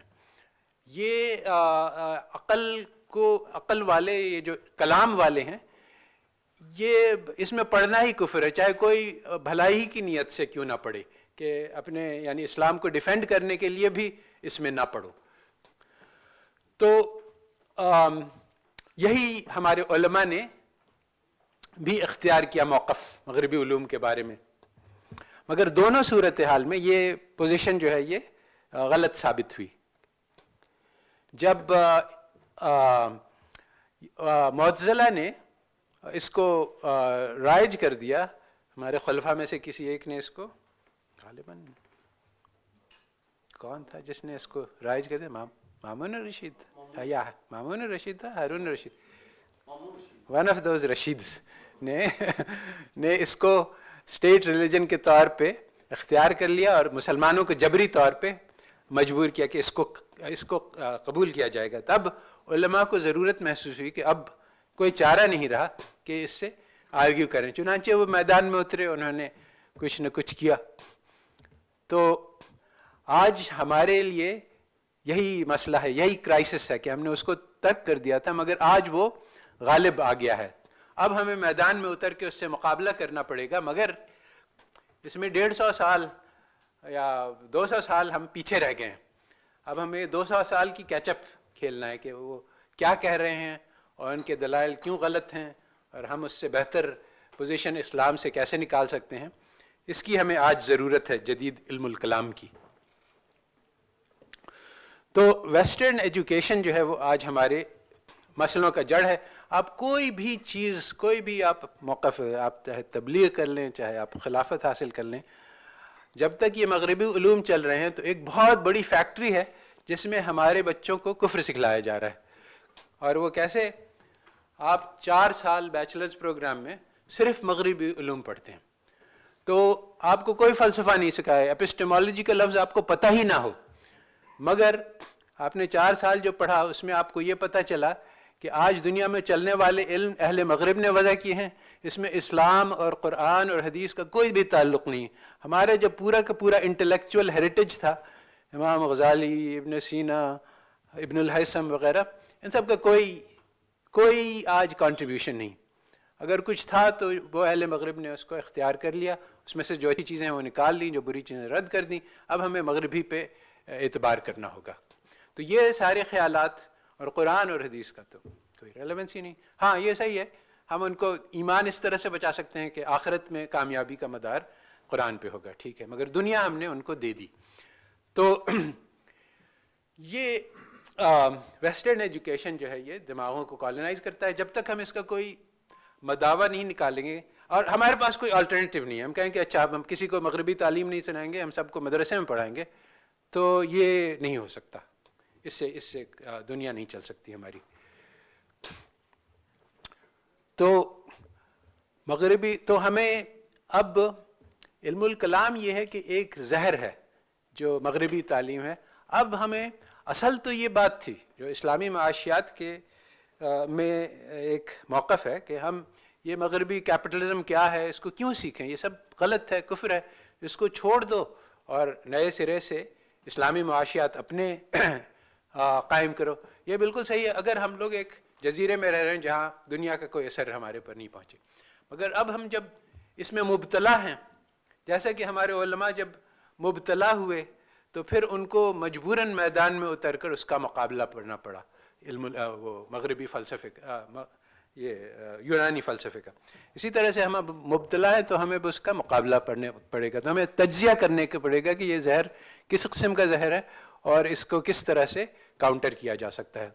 تو سب سے پہلی بات تو یہی ہے کہ مغربی تعلیم جو ہے وہ یہ سکھلاتی ہے کہ زندگی کا مقصد ہے پیسہ بنانا، کیونکہ پیسہ ذریعہ ہے لذت حاصل کرنے کا. اور چونکہ ہم نے اللہ تعالیٰ سے انکار کر دیا ہے شروع ہی سے، جب وہ عیسائیت کا رد کیا تو پھر ہم نے دنیا آخرت سے بھی انکار کیا اور قبر سے بھی انکار کیا اور حشر سے بھی انکار کیا. تو اب ظاہری بات ہے، یہ واقعی اس میں کوئی شک نہیں ہے کہ دنیا کی لذت کو میکسیمائز کرنا چاہیے، پھر اور کیا کریں گے اگر ہم. تو اس سلسلے میں وہ علوم جو پچھلے زمانے میں وضع ہوئے ہیں اہل مغرب کے، وہ کارآمد ہیں، کیونکہ اس وقت جو ہے ساری دنیا میں یہ سرمایہ دارانہ نظام چل رہا ہے جس کی بنیاد ہی پیسہ ہے. تو اگر ہم کارآمد علوم سیکھنا چاہتے ہیں تو وہ جس سے ہمیں نوکری ملے گی تو وہ یہی ہوں گے مغربی علوم. تو ظاہری بات ہے اسلامی علوم نے کبھی یہ دعویٰ نہیں کیا تھا کہ اگر اسلام پڑھو گے، قرآن پڑھو گے تو تمہیں نوکری مل جائے گی، نہ ہی اس کا یہ مقصد ہے. تو اس لیے یہ تو اب اس پیغام کو ہم کیسے کاؤنٹر کر سکتے ہیں؟ اس کے لیے ہمیں پورا ایجوکیشنل سسٹم کو از سر نو ترتیب دینا ہے، اور یہ بہت ایک مشکل کام ہے، مگر یہ ہمیں اس وقت یہ چیلنج درپیش ہے. تو اس میں سب سے پہلا قدم یہ ہے کہ ہم زندگی کا مقصد کی بات کریں، اور دوسرا کام یہ ہے کہ یوزفل اور یوزلیس نالج، جو کہ اہل مغرب اس میں فرق نہیں کرتے ہیں، اس میں ہم فرق کریں. کیونکہ رسول اللہ صلی اللہ علیہ وسلم نے اللہم انی اسألک علما نافعا، نافع علم کی تو طلب کی، اور اعوذ بک من علم لا ینفع. تو اب اس وقت تو مسلمانوں کو فرق ہی نہیں پتہ ہے، کیونکہ اہل مغرب کا یعنی ایک ایکسپلسٹ کلیم ہے کہ ایسا کوئی فرق ہے نہیں، کوئی یوزلیس چیز یوزلیس نہیں ہے. تو ہمارے مسلمان بھی اس موقف کو اختیار کیے ہوئے ہیں. تو اب امام غزالی نے یہ یونانی فلسفے کا رد کیا، اور اس میں نے 3 سٹیپس آئیڈینٹیفائی کی ہیں، اور یہ 3 سٹیپس ہمیں آج ضرورت ہے. وہ نہیں جو امام غزالی نے کیا، بلکہ ان کا جو آج کل کے زمانے میں اس کا اینالاگ ہوگا. تو پہلی کتاب ان کی بہت چھوٹی سی ہے، بہت خوبصورت ہے، اس سے میں نے بہت اہم ہے، المنقذ من الضلالہ. انہوں نے کہا کہ اس وقت جو ہے وہ 6-7 فرقے ہیں دنیا میں موجود، جو علم کے سکولز ہیں جنہوں نے صدیوں محنت کر رکھی ہے. تو انہوں نے کہا کہ اب اگر ایک آدمی زیرو سے سٹارٹ کرے، یہ وہی پوزیشن ہے جو ڈیکارٹ نے کہا تھا، فادر آف ویسٹرن فلاسفی، کہ زیرو سے سٹارٹ کریں تو ہمیں کیسے چلنا پڑے گا. تو اس نے یہ نہیں کہا کہ ہم آئی تھنک دیر فار، اس نے کہا کہ دیکھو علم اگر ڈھونڈنا ہے تو انہوں نے عاجزی اختیار کی کہ اگر یہ 6-7 جو سکولز ہیں اس میں نہیں ہے تو پھر میں تو گمراہ ہو جاؤں گا، کیونکہ یہ سو لوگ صدیوں کی محنت کے نتیجہ ہے. تو اب میں زیرو سے سٹارٹ کروں گا تو میں وہ کام وہاں تک کیسے پہنچ سکتا ہوں. تو میری یعنی امید یہ ہوگی کہ یہیں سے انہی 6 میں سے کہیں پہ مجھے مل جائے گا، ورنہ پھر کام بہت خراب ہے. تو انہوں نے کوشش کی عقل اور مشاہدے کی بھی بحث اس میں کی کہ عقل اور مشاہدہ کہاں تک لے جاتا ہے. انہوں نے کہا کہ مشاہدہ بھی محدود ہے، عقل بھی محدود ہے، وہ ہمیں حق تک پہنچا نہیں سکتا.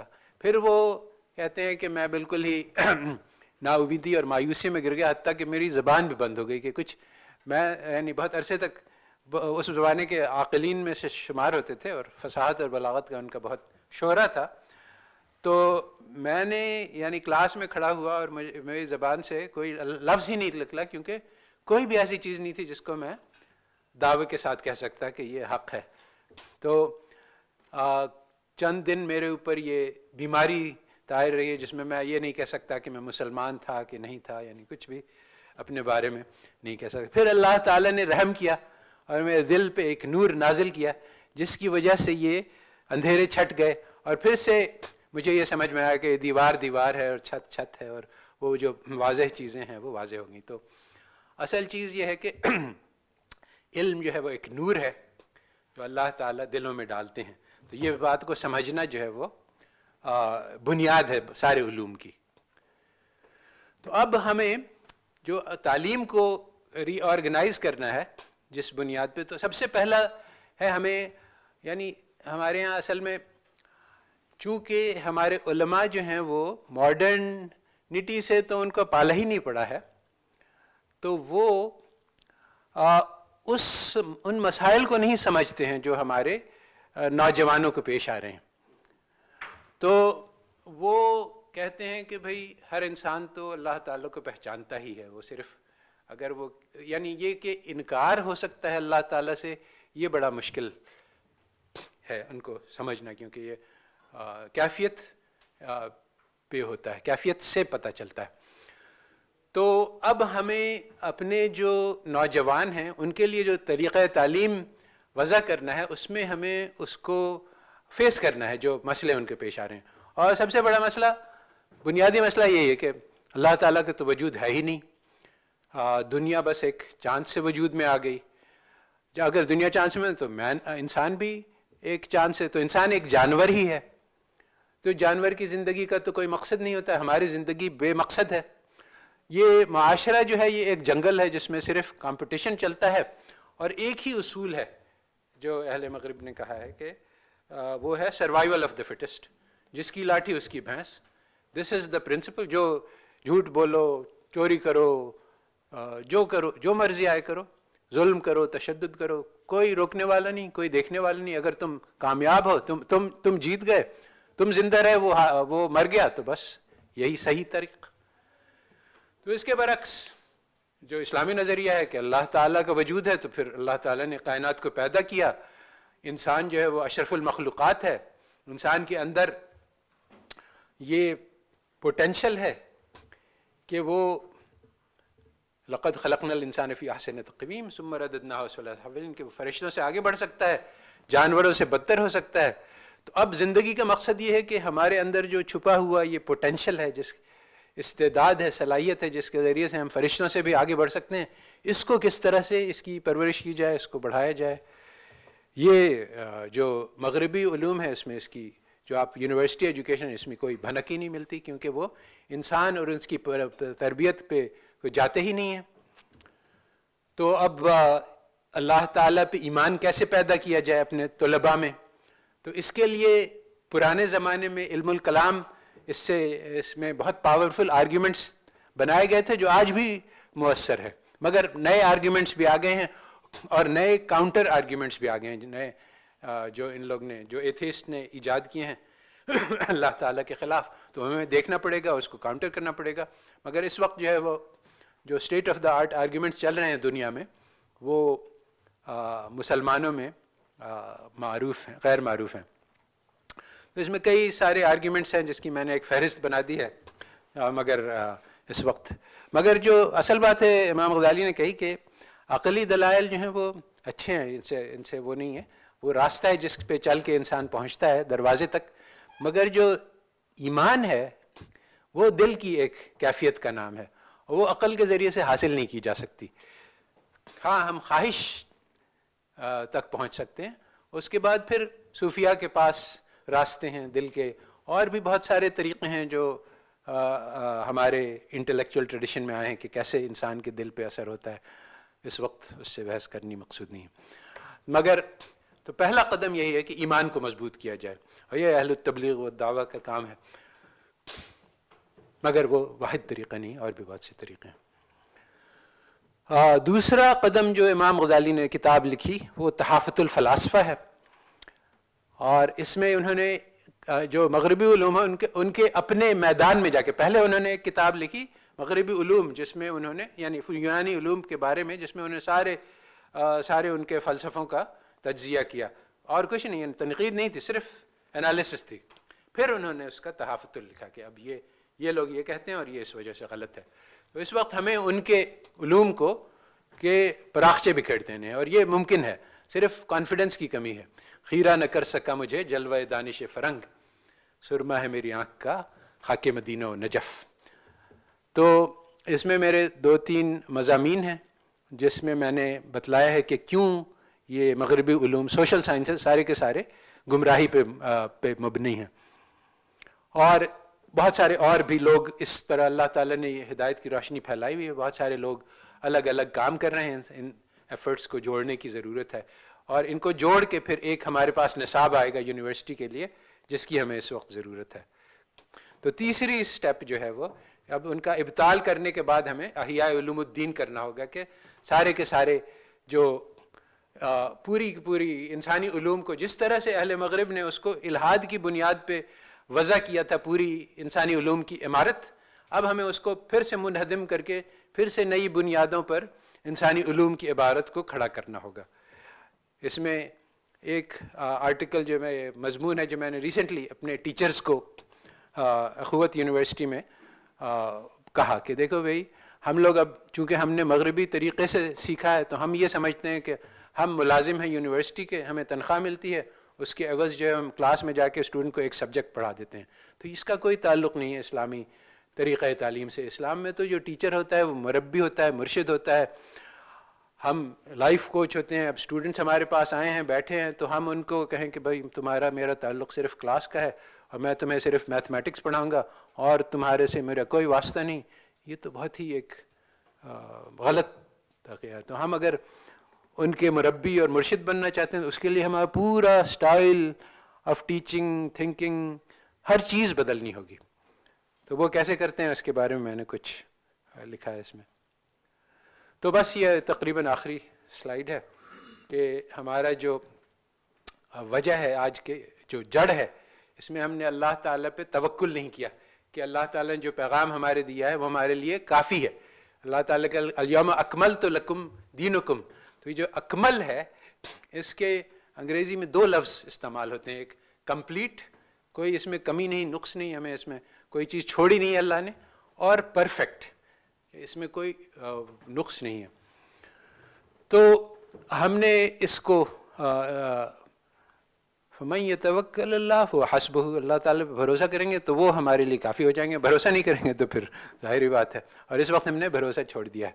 ہم سمجھتے ہیں کہ ہمارے دینی علوم میں کوئی کمزوری ہے، وہ جو ہدایت ہے، اس لیے ہمیں اہل مغرب کی طرف جھانک کے لینا پڑے گا کیونکہ وہ چیزیں رہ گئی ہیں جس کے بارے میں اللہ تعالیٰ نے ہمیں رہنمائی کی تھی.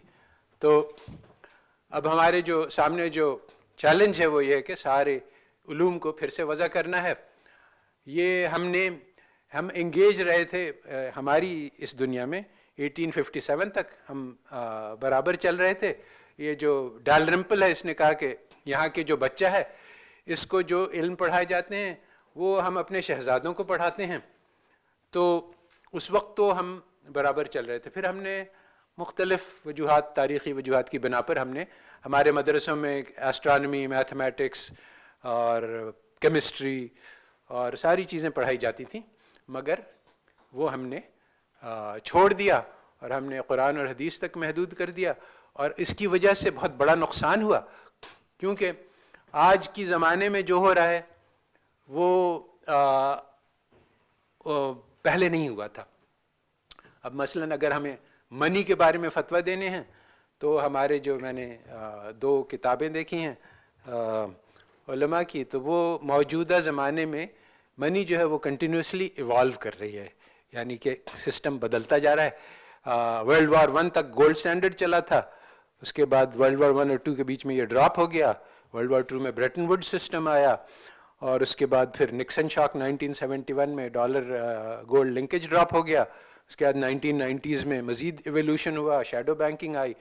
تو اگر کوئی شخص ان باتوں کو نہیں سمجھتا ہے تو وہ پیسے کو جو آج ہے وہ نہیں سمجھتا ہے، پھر اس کے بارے میں فتویٰ کیسے دے گا. تو ہم نے جب ماڈرن دنیا سے اپنے آپ کو الگ کر لیا، منقطع کر لیا، تو اب ہم اس کے بارے میں فیصلہ نہیں دے سکتے. تو یہ وہی بات ہے جو معتزلہ نے کے خلاف ہمارے علماء نے ایک موقف اختیار کیا تھا کہ اس کو چھوڑ دو، یونانی فلسفے مت پڑھو. مگر جب مبتلا ہوئے تو کرنا پڑا. آج ہمارے یہی مسئلہ ہے کہ ہم نے یہ بال ڈراپ کر دیا تھا 150-200 سال پہلے, تو اب ہمیں اسے پھر سے پک اپ کرنا ہے, اور یہ 200 سال کی ہمیں ایک وہ دوڑ لگانی ہے. اور مگر اس میں کوئی مشکل نہیں ہے, یعنی وہ علوم ہیں ان کے بہت ہی باطل ہیں, بہت ہی کمزور ہیں, بودے ہیں, اور ہمارے پاس جو بنیاد اللہ تعالیٰ نے دی بہت ہی مضبوط ہے. تو یہ آخری سلائیڈ ہے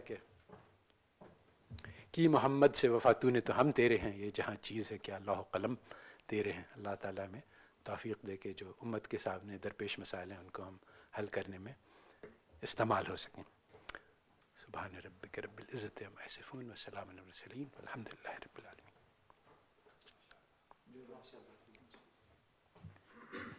ڈاکٹر صاحب میرا خیال ہے آپ تشریف رکھیے, اور اس دوران اگر کوئی سوالات ہوں گے تو وہ ہم سوالات لے لیتے ہیں. کسی طرح کے کوئی کمنٹس ہیں, کوئی آبزرویشنز ہیں تو we open the floor for discussion.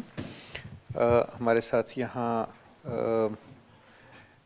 Hall میں بھی لوگ موجود ہیں, آن لائن بھی لوگ موجود ہیں, اور جو لوگ بھی کوئی بات کہنا چاہتے ہوں, پوچھنا چاہتے ہوں, وہ اگر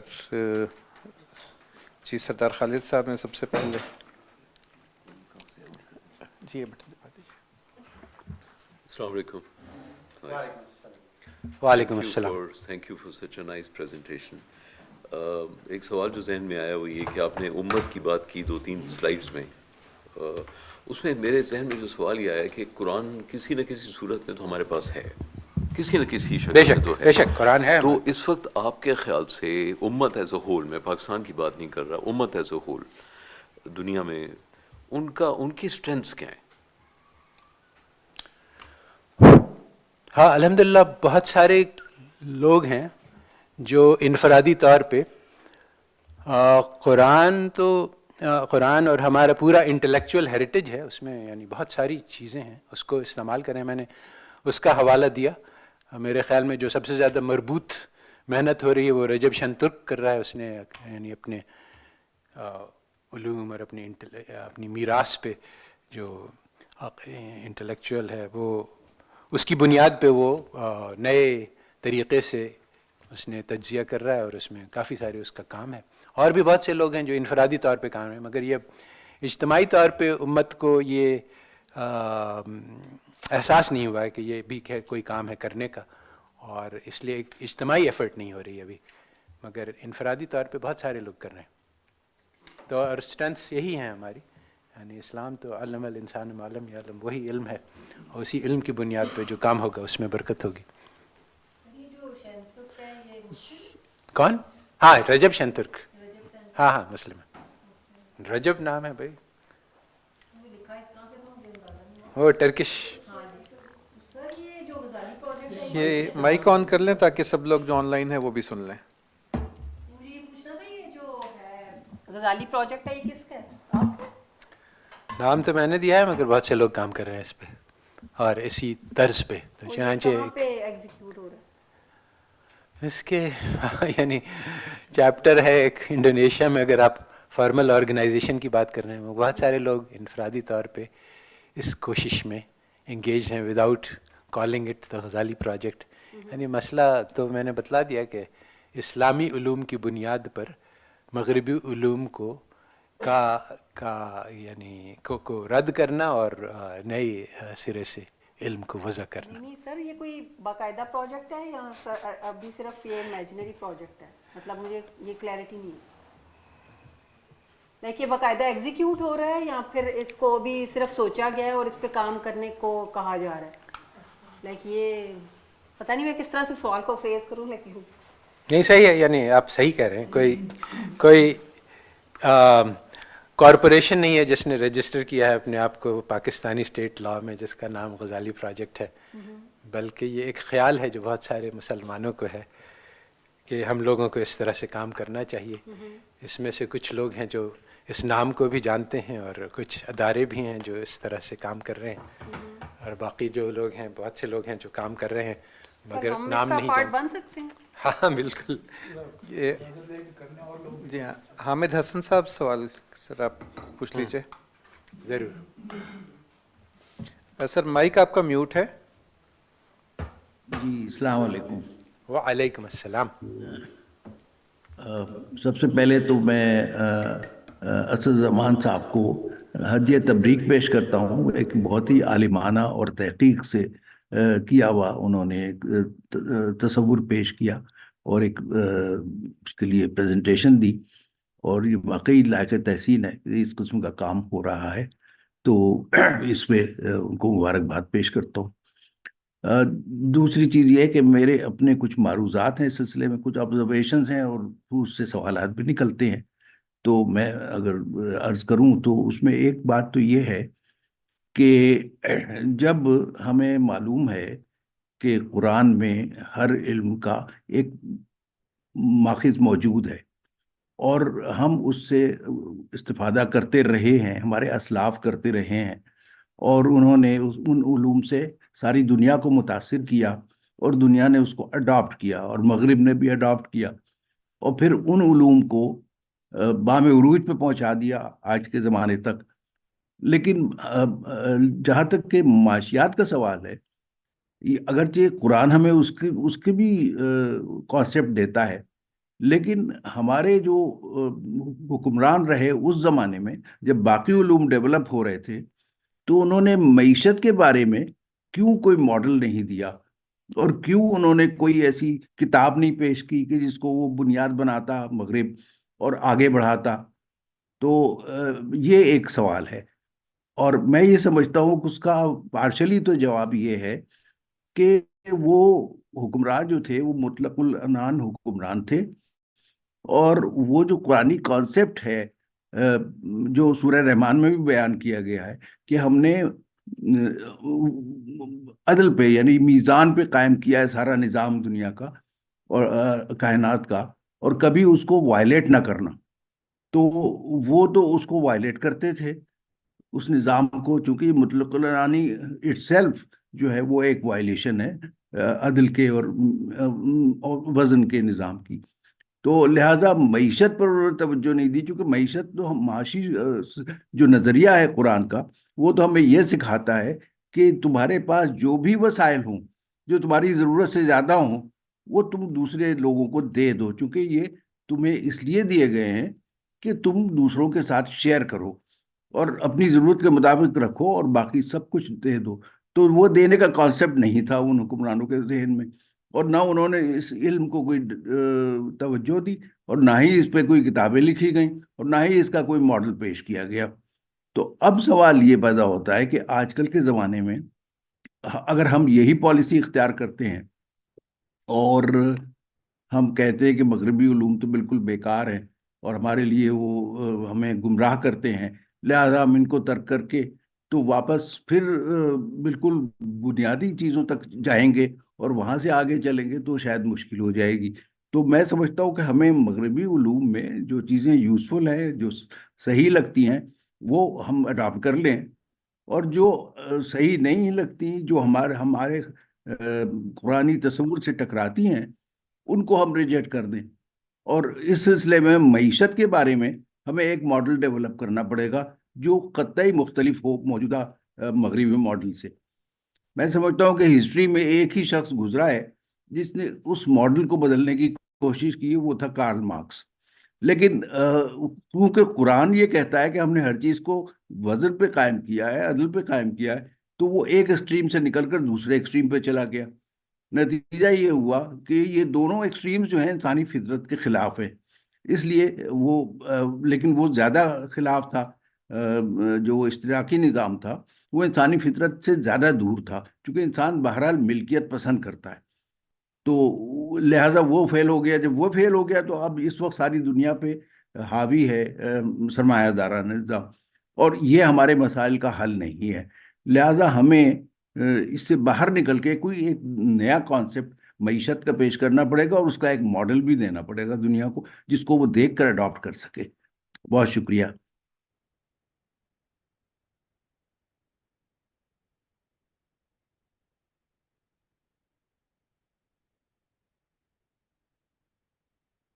اگر کوئی کمنٹ کرنا چاہیں اسد زمان صاحب اس پہ تو ہاں پھر میری رہنمائی ہوگی.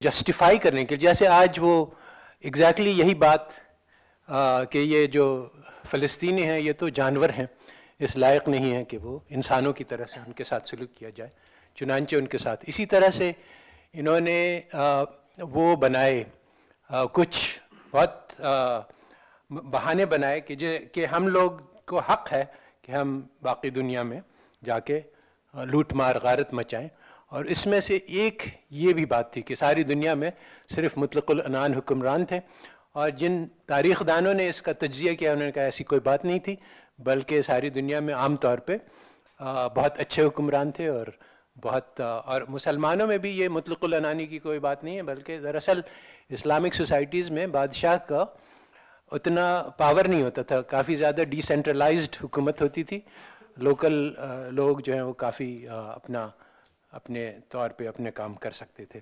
تو بہرحال یہ ایک مختصر بات۔ دوسری بات یہ کہ ہمارے پاس کوئی معاشیات کا ماڈل کیوں نہیں ہے، تو اس میں دو باتیں ہیں۔ ایک تو یہ ہے کہ تحقیق ہے کہ ایڈم اسمتھ نے، جو فادر آف اکنامکس مانا جاتا ہے، اپنی زیادہ تر معلومات چوری کی ہیں، ایک پرشین اسکول آف اکانومسٹ تھا، ان سے بغیر ایٹریبیوشن کے، تو یعنی ان کی جو معاشیات ہے وہ بھی ہمارے ہی علماء سے ان کو ملی ہے۔ اور دوسری بات یہ ہے کہ ہمارے لوگوں نے واقعی معاشیات کو فی نفسہ ہی موضوع اس لیے نہیں بنایا کہ ہمیشہ سے اور آج بھی معاشیات حصہ ہے معاشرے کا، پالیٹکس کا، اور آج بھی بہت سارے فلاسفرز اور تھنکرز ویسٹ میں ہیں جو کہتے ہیں کہ اکنامکس کو ان آئسولیشن فرام پالیٹکس سوچا ہی نہیں جا سکتا ہے، اور یہ بات بہت یعنی اگر غور کریں تو بالکل حق ہے۔ اس لیے معاشیات کو آئسولیشن میں اسٹڈی کرنا یہ بذات خود ایک جہالت ہے، اور اس کی بھی کچھ وجوہات ہے کہ کیوں اس طرح سے انسان کو جاہل کیا جا رہا ہے، کیونکہ معاشیات کا مقصد یہ ہے کہ آدمی اس کو نہ پہچان پائے۔ جو کارل مارکس نے بات بتلائی کہ جو معاشیات ہے وہ دراصل تو پاور کے تابع ہے، تو پاور کو بیچ میں سے جب نکال دیتے ہیں تو پھر آدمی اس بات کو پہچان نہیں سکتا ہے کہ کون کس کو نچا رہا ہے، اور وہ بس ایسے ہی لگتا ہے کہ ایک میکینیکل میتھمیٹیکل سسٹم ہے جو خود بخود چل رہا ہے،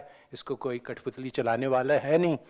تو اس وجہ سے یہ معاشیات پورا کا پورا، جیسے کہ میں نے کہا، پورا جہالت ہے، اندھا کرنے کے لیے خاص طور پہ بنایا گیا ہے کہ انسان کو نظر نہیں آئے کہ کیا ہو رہا ہے۔ اور ہمارے لوگوں نے ہمیشہ سے کبھی اس کو الگ سے نہیں رکھا، کیونکہ الگ سے مضمون سمجھ میں آتا ہی نہیں، وہ سب ملا جلا چلتا ہے، اس لیے الگ سے کوئی معاشیات کے موضوع پہ مضمون نہیں ہے۔ اچھا، باقی جو ہمارے جمیل الدین علی صاحب نے کہا، جمیل مغل نے، کہ تزکیہ کیسے ہوگا، تو دراصل یہ بات ہے کہ ہماری جو تعلیم اخوت میں نے جو ٹاک دیا وہ یہ کہ اصل جو اسلامی تعلیم کا موضوع ہے وہ کردار سازی ہے۔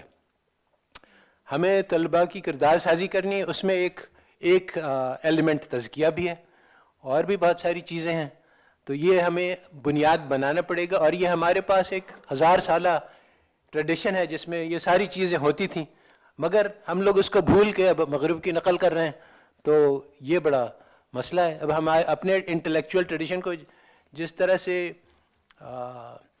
یعنی ایک زبان جو ہے وہ فنا ہو گئی، اس کو پھر سے زندہ کرنے میں بڑی مشکلات ہیں، تو ہمارا وہ طریقہ تعلیم جو ہمارے تھا وہ فنا ہو چکا ہے، اب اس کو پھر سے زندہ کرنا ہے، تو اس میں ہمیں دیکھنا ہوگا کتابیں دیکھ کے کہ کیسے کیا کرتے تھے یہ سب کام، اور ہے سب موجود، مگر اس کو پھر سے زندہ کرنا ہے بس۔ یہ سنبل یوسف صاحبہ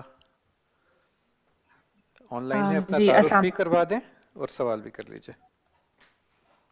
السلام علیکم، مجھے بہت اچھا لگا لیکچر اٹینڈ کر کے۔ میں حبیب یونیورسٹی میں ڈینس فیلو ہوں اس وقت، اور آئی آر میں ایم فل کیا ہوا ہے۔ اچھا، جو ڈی کلونیل تھاٹ ہے اس کے اوپر اس وقت میں خود کچھ کورسز بھی لے رہی ہوں، اور بہت اچھا پاورفل کام ہے جس سے مطلب میرا رابطہ ہوا۔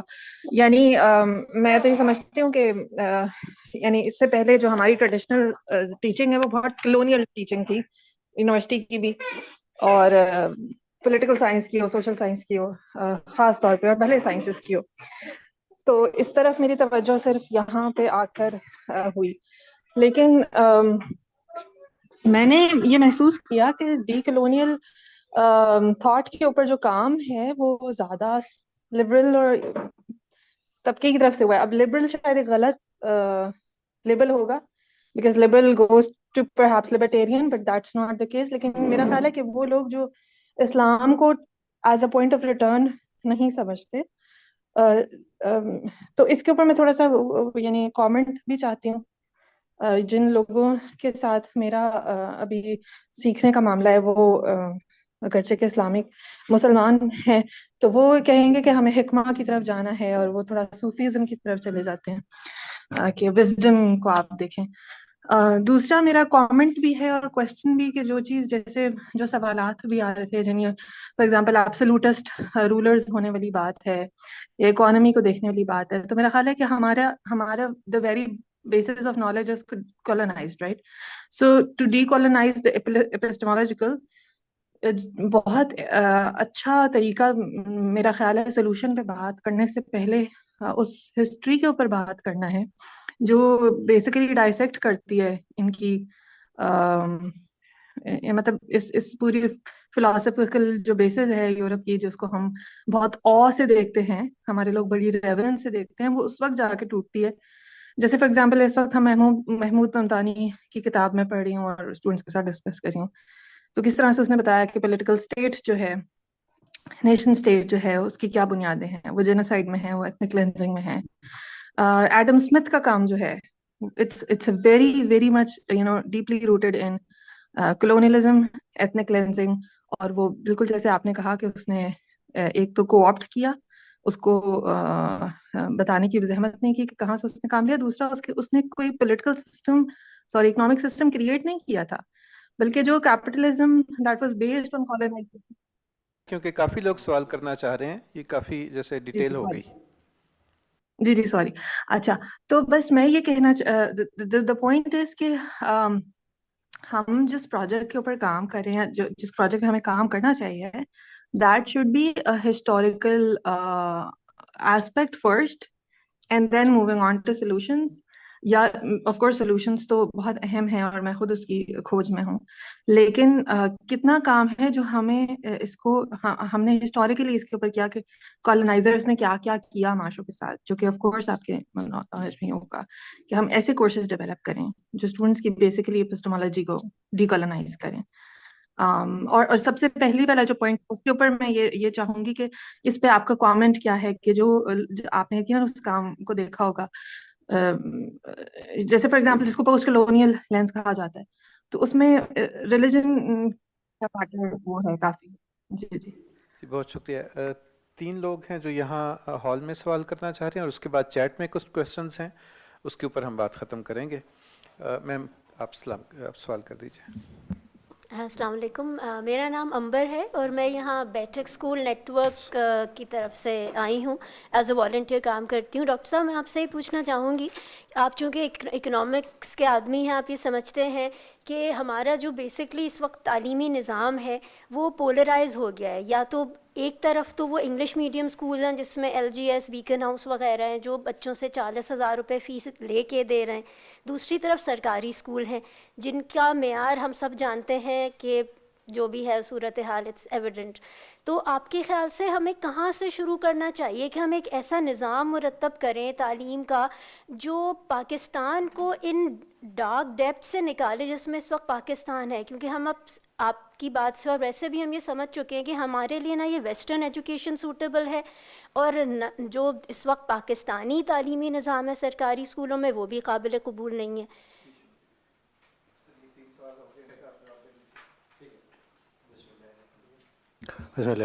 اچھا, جہاں تک میرا خیال ہے کہ سنبل نے میرا یعنی لیٹ آئی ہوں گی, کیونکہ شروع میں نے بہت وضاحت سے بتلایا تھا کہ ڈی کالونائزیشن اسلامک مقصد اس کا بالکل ہی فرق ہے from how it is understood in the waste.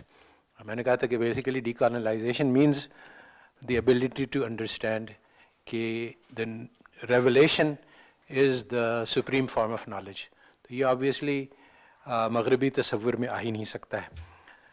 تو دوسری بات جو آپ نے کی اس میں ایک اہم بات یہ ہے کہ ہاں आई थिंक कि सबसे हाई प्रायोरिटी टास्क हमारा मुसलमानों का डीकॉलोनाइजेशन के एतबार से ये है कि पिछले जो 300-400 साल की तारीख़ है उसको इस्लामिक पॉइंट ऑफ व्यू से लिखना है, क्योंकि अभी तक सिर्फ अहले मगरिब ने लिखा है और इसको अपने यानी उरूज की दास्तान लिखा है और ये बतलाया है कि हम किस तरह से सारी दुनिया में तरक्की किए। तो ये पूरी तरक्की की जो नैरेटिव है इसको हमें उलट के दिखलाना है और हमें ये बतलाना है, वही जो एक्चुअली सैयद अबुल हसन नदवी ने लिखा है वो काम जो है वो अभी इब्तदाई है और उसके यानी हमें ये दिखलाना है कि किस तरह से इन लोग ने सारी दुनिया में जुल्म और दहशत और बर्बरी फैलाई और ये जो पिछले 300-400 साल तरक्की माना जाता है दरअसल ये तो इंसानियत का जवाल है और असफल साफिलीन की तरफ इंसानियत को ले आई है और हलाकत के दहाने पे खड़े हुए हैं इंसान। और तो ये तरक्की के बजाय तनज़्ज़ुल की दास्तान की तरह से, और इसमें मुसलमानों ने क्या क्या कारनामे किए इसको रोकने के लिए, मगर बाज़ वजूहात की बिना पर अल्लाह ताला की मशीयत नहीं थी। तो ये सब भी लिखना, जिस तरह से एक वो लायन ऑफ द डेजर्ट है, एक बहुत खूबसूरत मूवी है ये जिसमें मुसलमानों की जंग के बारे में बतलाया गया। तो इस तरह से बहुत बड़े पैमाने पे ये पिछले 300 साल की तारीख़ लिखने की ज़रूरत है। बाकी ये जो आपने सवाल पूछा कि ये हमारे यहाँ 2 टियर एजुकेशनल सिस्टम है, एक जो है वो अंग्रेज़ और हुक्मरान तबके के लिए है और एक जो है वो ग़ुलामों के लिए है जो बाकी कौम है। तो इसको बदलना और जो असल चीज़ जिसकी ज़रूरत है वो बहुत सिंपल है। जो आइडिया है, आइडिया ये है कि हर बच्चा हमारा बच्चा है और पाकिस्तान में सारे बच्चों को एक ही तौर पे मौका होना चाहिए इल्म की तहसील का, चाहे गरीब हो चाहे अमीर हो। इसको अचीव करने में कोई ख़ास मुश्किल नहीं है अगर विल हो, मगर चूँकि यहाँ पे अब पॉलिटिक्स का मामला है कि ये इसी की बुनियाद, ये अंग्रेज़ी ज़बान ही है बुनियाद हमारी एलीट क्लास के पावर का, इसलिए कई मौक़े पे उर्दू को मीडियम बनाने की कोशिश की गई है और हर मौके पे इसको रिजेक्ट कर दिया गया है, तोड़ दिया गया है, रोक दिया गया है, क्योंकि ये इससे उनके पावर पे ज़रब पड़ती है। तो अभी भी यही मसला है। मसला बुनियादी ये नहीं है कि क्या करना चाहिए, बल्कि इसमें ये जो पॉलिटिक्स का जो आंसर है इसको कैसे ओवरकम किया जा सकता है। शुक्रिया। एहसान मालिक साहब और उसके बाद अब्दुल्ला अदनान साहब सवाल पूछ लें।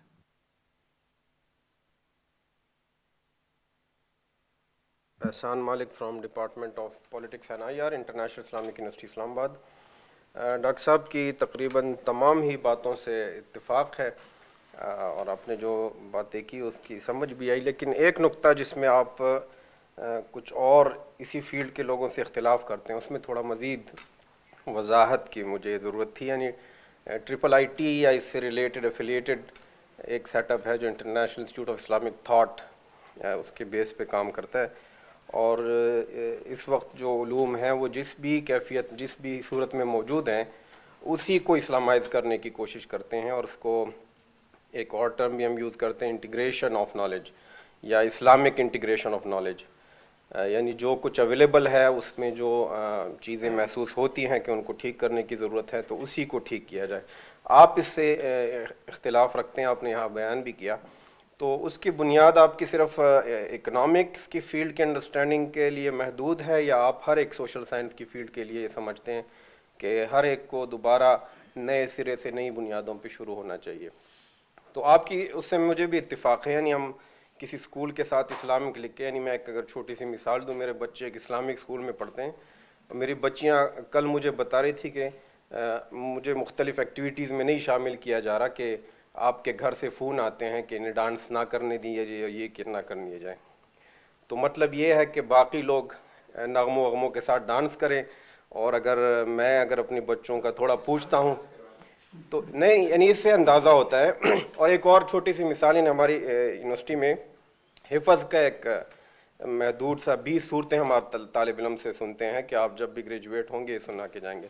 मैंने पिछले सेमेस्टर में मिडल ईस्ट का एक कोर्स पढ़ाया, state and society in the middle east, और वो पढ़ा के जब ख़त्म हो गया उसके बाद मुझे ایک دن خود ہی بیٹھ کے میں قرآن مجید میں جب دیکھ رہا تھا انہی صورتوں کو، تو اس میں مجھے والتین والزیتون وطور سینین اور یہ جو قریش کے واقعات اور ان کے سفر اور یہ ساری چیزیں مڈل ایسٹ تھیں، لیکن ہمیں یہ پتہ ہی نہیں ہوتا کہ قرآن مجید میں کیا کیا چیزیں، یعنی ان کو لنک کرنے کے ہمارے اندر صلاحیت نہیں ہوتی، اور ہم اس کو الگ ایک چیز پڑھا رہے ہوتے ہیں اور اپنی علوم کو الگ. تو اس بارے میں آپ کی کیا ہے؟ جی عبداللہ صاحب آپ ہی سوال کر لیجئے تاکہ پھر ایک مرتبہ آ جائے. جی شکریہ.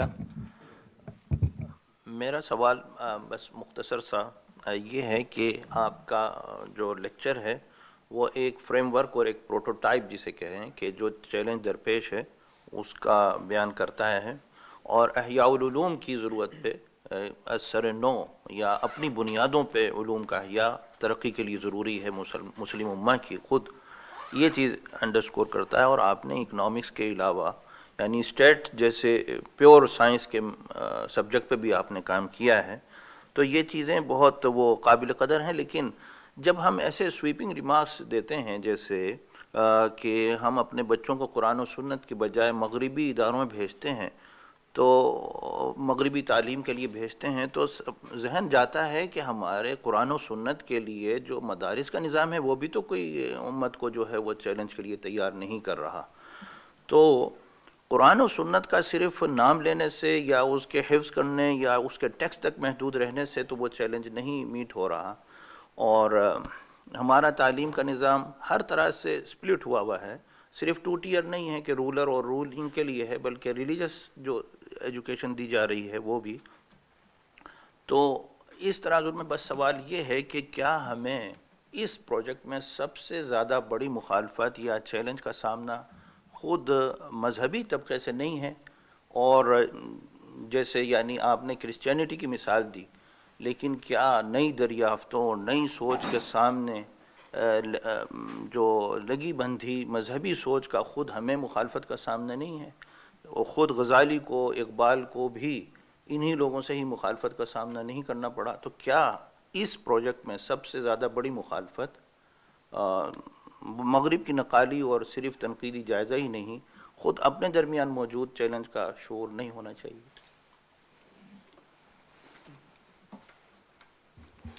ہاں، تو جہاں تک احسان ملک صاحب کا بات ہے کہ یہ نقیب اللہ تاس ہی تھا جو ابھی بھی زندہ ہے، وہ اس نے اسلامائزیشن آف نالج پروجیکٹ شروع کی تھی، اور اب اس نے بھی اس کو ترک کر دیا ہے. اور یہ اسلامائزیشن آف نالج جو ہے یہ ہو نہیں سکتا، اور اس کی یعنی ہم ہر طرح سے اس کی بہت سارے دلائل ہیں جو میں نے بہت ساری جگہ پہ تذکرہ کیا ہے. مگر ایک بات دیکھنے کی یہ کہ اسلامی معاشیات جو ہے وہ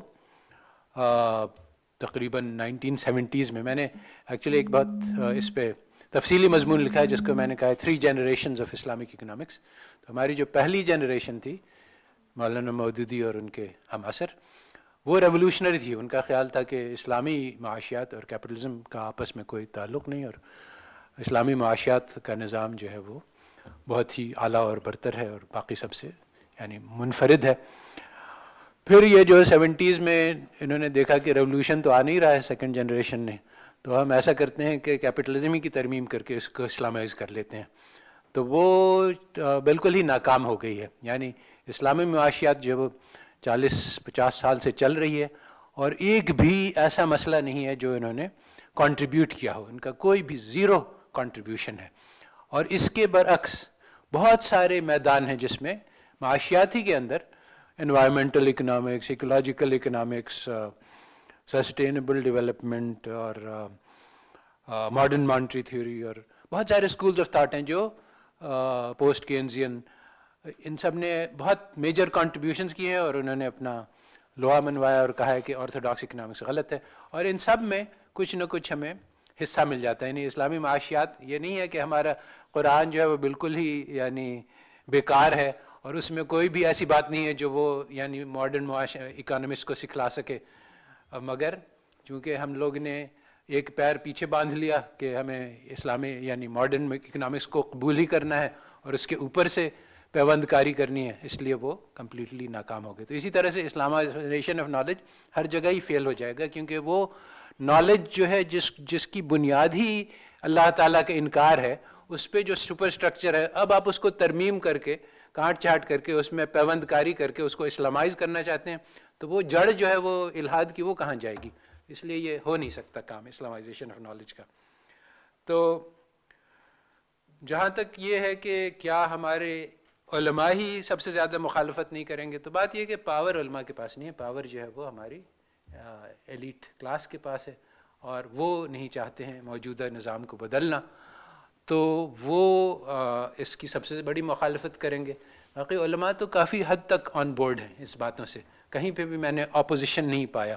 وہ جن باتوں کو میں نے کافی سخت قسم کے تنقیدی کلمات کہے یہاں پہ، مگر علماء کو ان میں اس کے سامنے بھی میں بات کر چکا ہوں یہاں پہ کئی بار دارالعلوم میں بھی، اور کسی نے اس سے کوئی انکار نہیں کیا۔ بہت شکریہ۔ جو چیٹ میں کچھ کوسچنز آئے ہیں اس میں شرکاء نے ایک تو تحسین کی ہے اس گفتگو کی، اور سوالات ان میں سے ایک تو یہ ہے کہ عاصم صاحب نے کیا ہے کہ قرآن پاک کو اگر بطور ذریعہ علم ہم لیتے ہیں تو اس کے وہ اصول کون سے ہیں جن کے ذریعے سے ہم اس سے علم ایکسٹریکٹ کریں گے۔ دوسرا ایک سوال یہ ہے کہ تیمیہ صبیحہ صاحبہ کا، کہ آپ نے تاریخی طور پر علوم کی تشکیل اور ارتقاء کی بات کی، کیا اسی تاریخ سے یہ معلوم نہیں ہوتا کہ ہر دور میں علوم پچھلے دور میں کی گئی علمی کاوشوں کی بنیاد پر آگے بڑھتی ہیں؟ مکمل انہدام کے بعد نیا فریم ورک کیسے تشکیل پا سکتا ہے؟ پھر انہوں نے جو ٹرانسلیشن پروجیکٹ ہے اس کے حوالے سے ذکر کیا کہ اس سے پہلے دارالحکمت بغداد کی تحریک بھی برپا ہوئی تھی جس کے بہت زیادہ اثرات تھے، جن میں سے معتزلہ اور پھر امام غزالی بھی پیدا ہوئے۔ تو ایسے میں ڈی کولونیل ہونے کا مطلب علوم کی تشکیل جدید ہے یا تصحیح و ترمیم؟ کچھ تو آپ کی گفتگو کے اندر اس کا جواب آ بھی گیا ہے پہلے سے، اور ایک یہ سوال بہت ہی جیسے ہماری پوری تھیم کو ہی بنیادی طور پہ یہ سوال اس پہ ہے کہ یونیورسٹی اور مدرسہ، یہ ان دونوں کا، یہ معاذ بشیر صاحب کہہ رہے ہیں کہ میرا دونوں کا تجربہ ہے اور دونوں ہی ایک ایکسٹریم پر نظر آتے ہیں اپنی اپنی حد تک، تو ان دونوں کے درمیان کیسے وہ لنک قائم کیا جائے جسے سید مودودی کے الفاظ میں people with modern minds and traditional hearts امت کو مل سکیں؟ ہاں، یہ بات ایک پیچھے پہلے بھی آئی تھی کہ relevance of Quran to modern times کیسے اسٹیبلش کیا جائے، تو یہ اصل میں جو احکام ہیں وہ تو ہر زمانے میں ایک ہی رہتے ہیں، مگر اس کی تشکیل کرنے کا طریقہ بدلتا جاتا ہے اور ہر زمانے میں نیا ہوتا ہے۔ تو یہ وہ نہیں ہے جس کو ہم کہتے ہیں کہ کیا کہتے ہیں اس کو، اجتہاد نہیں ہے، بلکہ یہ دوسری چیز میں کہہ رہا ہوں۔ جیسے رسول اللہ صلی اللہ علیہ وسلم نے ہمیں کہا کہ اپنے بچوں کو تیر کمان اور گھوڑ سواری سکھلایا کرو، تو اگر ہم آج کے زمانے میں بھی یہی کریں تو میرے خیال میں یہ صحیح نہیں ہوگا، بلکہ ہم کو اس وقت یعنی اس کا مقصد یہ تھا کہ علوم حرب سکھلائے جائیں، تو چنانچہ ہم ان کو بندوق چلانا سکھلائیں اور ٹینک چلانا سکھلائیں، اور اسی طرح سے اللہ تعالیٰ کا قرآن میں حکم ہے کہ امت کا دفاع کیا جائے دشمنوں کے خلاف۔ تو پچھلے زمانے میں یہ اس سے ہوتا تھا تیر کمان سے، گھوڑ سواری سے، اس کے بعد پھر یہ فصیل بنانے سے ہوا، پھر فصیلوں کا سسٹم ختم ہو گیا کیونکہ آرٹلری بہت مضبوط ہو گئی تو آرٹلری چلانے کا حکم رہا۔ تو اس وقت اگر ہم لوگ کہیں کہ اس حکم کا مراد یہ ہے کہ ہم ایئرپلین فلائنگ سیکھیں اور ایویشن ٹیکنالوجی سیکھیں اور فزکس سیکھیں، تو بالکل صحیح ہوگا، ایسا ہی ہے۔ اللہ تعالیٰ کے حکم کو پورا کرنے کے لیے ہمیں فزکس سیکھنی ہوگی اور ایٹم بم بنانا سیکھنا ہوگا۔ تو یہ تو ہے relevance of Quran to modern times, یعنی قرآن کا حکم سیم رہتا ہے، اس کو امپلیمنٹ کرنے کا طریقہ ہر زمانے میں بدلتا ہے اور زمانے کی ترتیب کے ساتھ چلتا ہے۔ دوسری بات یہ ہے کہ ہاں نئے سرے سے علم کو وضع کرنا، تو بات یہ ہے کہ اہل مغرب نے، اور یہ ہوتا رہتا ہے زمانے سے، تو ہم یہ نہیں کہہ رہے ہیں کہ زیرو سے ہمیں سٹارٹ لینا ہے، بلکہ ہمارے ایک پورا انٹلیکچوئل ہیریٹیج ہے جو 1000 سال کا ہے، جس کو یعنی رجب شنتر نے کہا ہے کہ ہمیں روٹڈ ریوائول کرنا ہے، یعنی ہماری جڑیں جو ہیں پہلے سے موجود ہیں، ہمیں سوشل سائنسز زیرو سے نہیں سٹارٹ کرنا ہے، بلکہ بہت سارا، یعنی ابن خلدون نے ہمیں سکھلایا کہ معاشرے کی کیسے تجزیہ کی جاتی ہے، اور بہت ساری اس پہ بہت سارا کام ہے، تو اس کو وہ بنیادیں موجود ہیں ابھی تک، تو ہمیں یعنی 1000 سال کا ہمارا میراث ہے، تو اس کو لے کے اس کے اوپر ہمیں کنسٹرکٹ کرنا ہے۔ بہت شکریہ۔ میرا خیال ہے ہم آخری 2 سوال اگر اجازت ہو تو لے لیں، ایک آپ کرنا چاہ رہے ہیں اور ایک میرے پاس آن لائن آیا ہے، اور وہ یہ ہے کہ ڈاکٹر فخر الاسلام صاحب نے یہ پوچھا ہے کہ آپ کے خیال میں بہتر ٹرم کون سی ہے، ڈی کولونائزیشن یا ڈی ویسٹرنائزیشن؟ ایک یہ سوال آیا تھا اور دوسرا آپ پوچھ لیجئے، اس کے بعد ہم جواب دیں۔ السلام علیکم، سید عمر نام ہے میرا۔ سوال بھی تقریباً اسی سے متعلق ہی ہے۔ آپ نے اپنے تمام گفتگو میں مغرب کا ذکر بہت کیا، تو میں صرف یہ اپنی گزارش یہ ہے اور سمجھنا چاہتا ہوں کہ اگر ہم اہل مغرب کے بجائے کفر اور اسلام کی بات کریں تو کیا یہ زیادہ مناسب نہیں ہوگا کہ ایک یعنی علوم اسلامیہ اور ایک علوم غیر اسلامیہ؟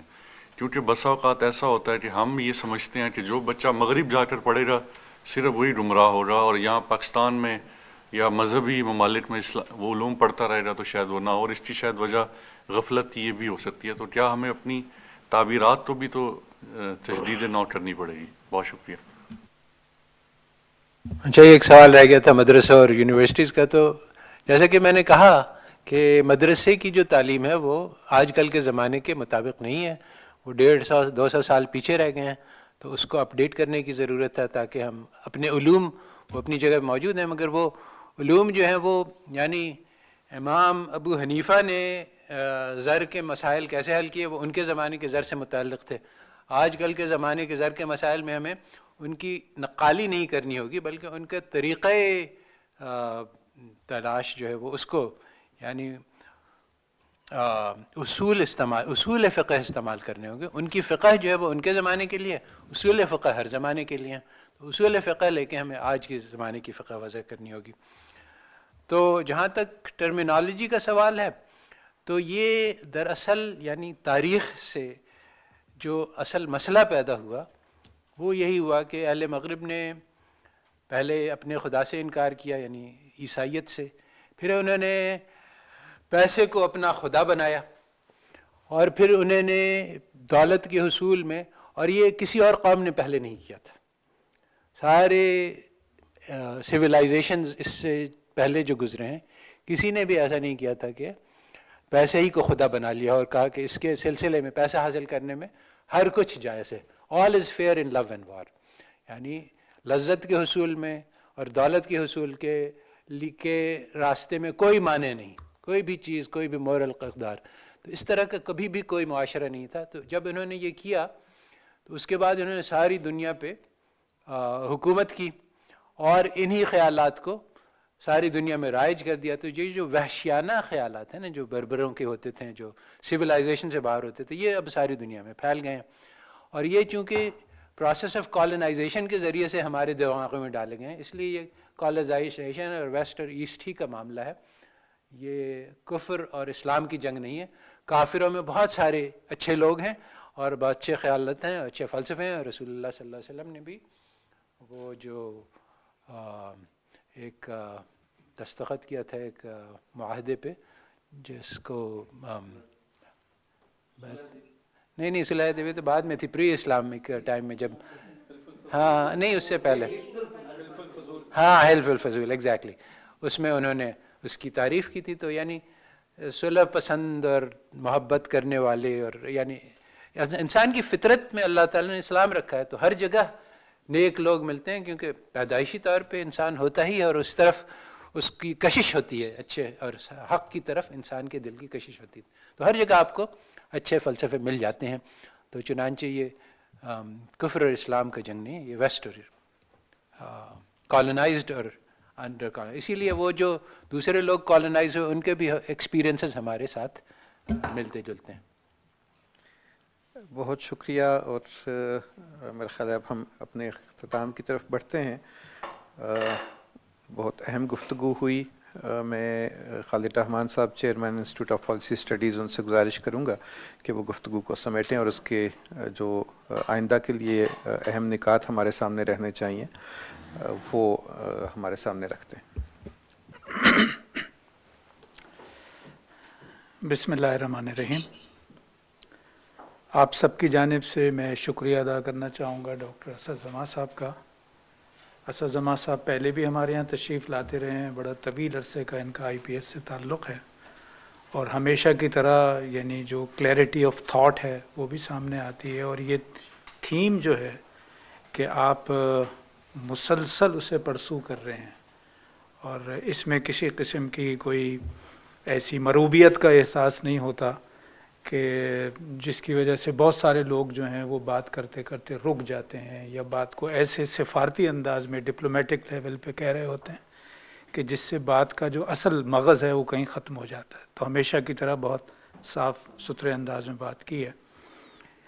कॉलोनाइजेशन और डी कॉलोनाइजेशन की बात हो तो बज़ाहिर तो ये एक सियासत की दुनिया का, बैनुल-अक़वामी ताल्लुक़ात की दुनिया का, तारीख़ का एक उन्वान है, लेकिन जैसा कि आपने देखा कि इसके अंदर असल गुफ्तगू तो एक बुनियादी फ़लसफ़े के हवाले से और ज़िंदगी के बारे में जो बुनियादी सवालात हैं उन बुनियादी सवालात का जवाब कैसे दिया जाए उससे मुताल्लिक़ ये मौजू है। और इसमें दुरुस्त तौर पे ये वाज़ेह हुआ कि अगरचे मौजू तो हमारा डी कॉलोनाइजेशन ऑफ एजुकेशन है, लेकिन असल मौजू जो है वो डी कॉलोनाइजेशन ऑफ माइंड्स है। और चूँकि जहाँ तक वैसे भी डी कॉलोनाइजेशन की बात होती है तो हम सबको मालूम है कि 1945 से लेके और 1989 तक कोई 100 से ज़्यादा मुल्क जो हैं वो एक तरह से आज़ाद हुए हैं, यानी उससे पहले कॉलोनियल पावर्स के पास थे वो। अब यहाँ ये बात दोहराने की ज़रूरत है कि ये जो कॉलोनियल पावर्स थी जिन्होंने इन मुल्कों को आज़ाद किया है तो ज़ाहिर अपनी खुशी से नहीं किया, और एक तरह की मजबूरी पैदा हो गई थी। एक मजबूरी तो ये थी कि ये 2 जंगें लड़ने के बाद अब इनके पास इसको सस्टेन करने के लिए ख़ुद माली तौर पे एक तरह से मसाइल पैदा हो गए थे, और इनकी ये ज़रूरत थी कि अब उन अखराजात से जान छुड़ाएं। और दूसरी जानिब उससे पहले जो कॉलोनाइज़ भी किया हुआ था वो तो ज़ाहिर है इलाक़े पे कब्ज़ा था, इंसानी और माली वसाइल पे कब्ज़ा था, अपने मफादात हासिल करने के लिए था। तो अब ये एक तरह का डायलेमा था कि अगर आप उस निज़ाम को जारी रखना चाहते हैं तो ये मफादात कहाँ चले जाएंगे। इसलिए उन्होंने आइंदा के लिए दुनिया का जो निज़ाम बनाया उसमें ये यकीनी रखा कि उनका कंट्रोल किसी न किसी शक्ल में मौजूद रहे, और वो उसके लिए बेहतरीन रास्ता यही था कि माइंड कंट्रोल रहे, बाकी इलाका तो हम छोड़ रहे हैं। यही आज की दुनिया का दरअसल कशमकश का मैदान बन गया है कि माइंड को कैसे कंट्रोल किया जाए। और इसमें ज़ाहिर एक लीडरशिप, या आप जब आगे आगे जा रहे होते हैं तो उनको ये मौका हासिल था कि टेक्नोलॉजी भी वो दे रहे हैं, निज़ाम भी वो बना रहे हैं, जो आलमी गवर्नेंस का निज़ाम है उसमें भी उनके पास वीटो पावर समेत बहुत सारे इख्तियारात मौजूद हैं। इकनॉमी के हवाले से आपने ब्रेटन वुड इंस्टीट्यूशंस का जिक्र किया, तो दुनिया का कोई भी मैदान हो या ज़िंदगी का कोई भी मैदान हो उसमें ये इन्होंने इंश्योर किया अपनी तरफ से कि किस तरह से वो इस माइंड कंट्रोल के प्रोसेस को जारी रख सकते हैं, और इस एतबार से उसमें एजुकेशन बहुत बड़ा टूल है। लेकिन इस एजुकेशन के साथ अब ये हो गया है कि जिसकी आज हमने ज़्यादातर बात की है ये तो वो एक रस्मी तालीम का निज़ाम है कि कॉलेजों में, यूनिवर्सिटियों में डिग्री प्रोग्राम क्या हो रहा है।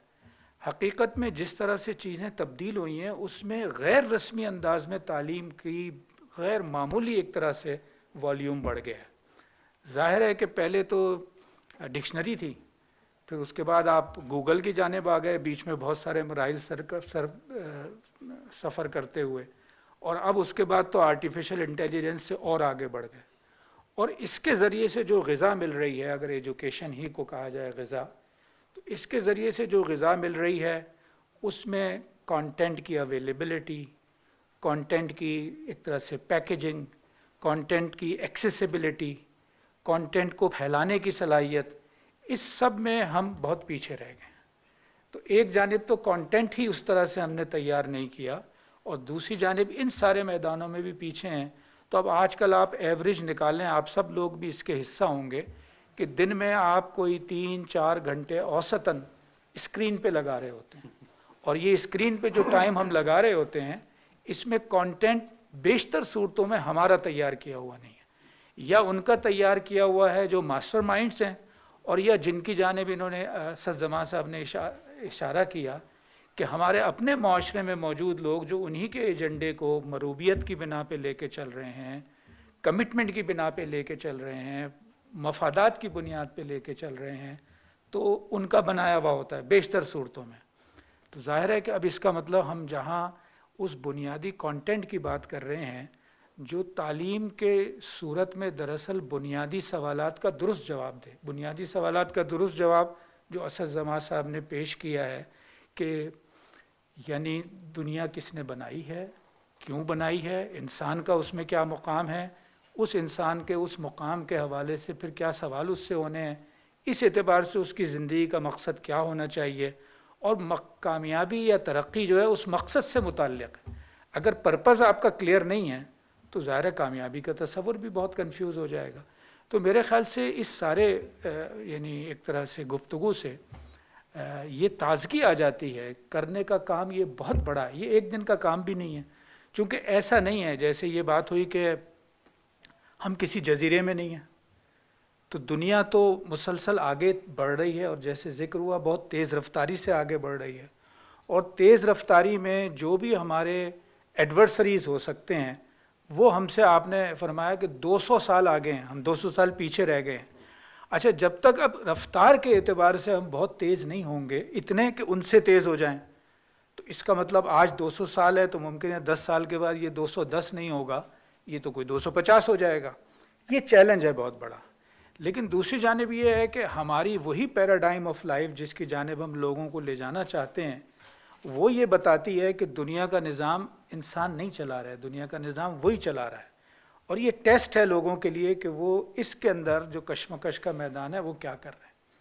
اس اعتبار سے میرا خیال ہے اگر ہم ایک جانب یہ یعنی وہ جو پرو ایکٹیو ہونے والا معاملہ ہے، ان سوالات کو اپنے یہاں بھی بار بار اٹھانے کی ضرورت ہے کہ ایک انسان جس کو زندگی کے کئی مراحل میں یہ خیال تو آتا ہے کہ یار یہ سب کیا ہے، میں کیوں ہوں، ہونا کیا ہے آخر کار، یہ سوالات کو اٹھایا جائے. تو جواب کی تلاش میں جیسے آپ نے غیر مسلم نو مسلموں کی مثال دی تھی کہ ان کی کہانیاں پڑھی جائیں، تو معلوم ہوگا جب یہ سوال پیدا ہو جاتا ہے تو جستجو انسان خود کرتا ہے، اور وہ اس ماحول میں رہتے ہوئے اگر اسلام تک پہنچ جاتا ہے تو ہمارے ماحول میں تو زیادہ آسانی سے اسے پہنچنا چاہیے، چونکہ یہاں جواب دینے والے بہت ہیں. جیسا کہ شروع میں آپ نے تبلیغی جماعت، تصوف، پولیٹیکل اسلام، حقیقت یہ ہے کہ یہ مختلف شیڈز ہیں، اور جواب جب تلاش کرنے کے لیے نکلتا ہے آدمی تو کسی کے لیے کوئی شیڈ زیادہ آسان ہو جاتا ہے قبول کرنا. ضرورت ہوگی کہ ان سارے شیڈز کے درمیان آپ نے جیسے اشارہ کیا کہ یہ ہماری انرجی ایک دوسرے سے لڑنے میں ضائع ہو رہی ہے. میرے خیال سے اس کو لڑنے میں ضائع کرنے کی بجائے ان کو بہرحال ایک پلیٹ فارم پہ لانے کی کوشش کرنی چاہیے. ایک یہ چیز جو ترقی کے تصور کے حوالے سے بھی بات ہوئی گئی، یہ جو ہے کہ احسان صاحب چلے گئے، انہوں نے سوال اٹھایا تھا، وہ ایک میرا خیال ہے الٹیمیٹ گول، اور اس میں تو کوئی اچھا نہیں موجود ہے آپ، الٹیمیٹ گول کے حوالے سے کوئی کنفیوژن نہیں ہونا چاہیے کہ پوری پیراڈائم آف لائف کو تبدیل ہونا ہے اور دنیا کے نظام کو اس پیراڈائم آف لائف کے مطابق لانا ہے. لیکن دنیا اگر ٹھہری ہوئی نہیں ہے اور زندگی ٹھہری ہوئی نہیں ہے تو آپ کو عبوری طور پہ بھی کچھ کرنا پڑے گا. اگر عبوری طور پہ کچھ کرنا ہے، وہ اگر خالی خلی ہو رہا ہے کسی الٹیمیٹ ایم کے بغیر، تو مجھے اس بات سے اتفاق ہے کہ اس کا کوئی فائدہ نہیں بلکہ شاید نقصان زیادہ ہے. لیکن اگر الٹیمیٹ ایم واضح ہے اور اس میں عبوری حکمت عملی کے طور پہ کچھ چیزیں ہو رہی ہیں اور ہر قدم جو ہے وہ دراصل ایک آگے بڑھتا ہوا قدم ہے، تو میرے خیال سے اس میں کوئی حرج نہیں ہے. اس کو ایک انٹیگریٹڈ فریم ورک کے تحت ہونا چاہیے. یہ مجھے یعنی اتفاق ہے کہ شاید اس میں مذہبی طبقے کا بھی ایک کردار ہے کہ جو کولونیلزم نے مائنڈ کو کنٹرول کیا ہے، اس مائنڈ کنٹرول کو ہم نے ٹارگٹ نہیں کیا، اور ایک طرح سے ہم نے خود دین کو اجتماعی زندگی سے علیحدہ کر دیا ہے. بالآخر تو ہر فرد نے انفرادی جواب دینا ہے، اور اس اعتبار سے ہر انسان کی انفرادی ذمہ داری ہے. لیکن کیا دین جو ہے وہ چند رسومات، چند عبادات کو ادا کرنے کا نام ہے، یا اجتماعی زندگی کو تبدیل کرنے، جس کے اندر علم اور تعلیم ایک بہت بڑا میدان ہے.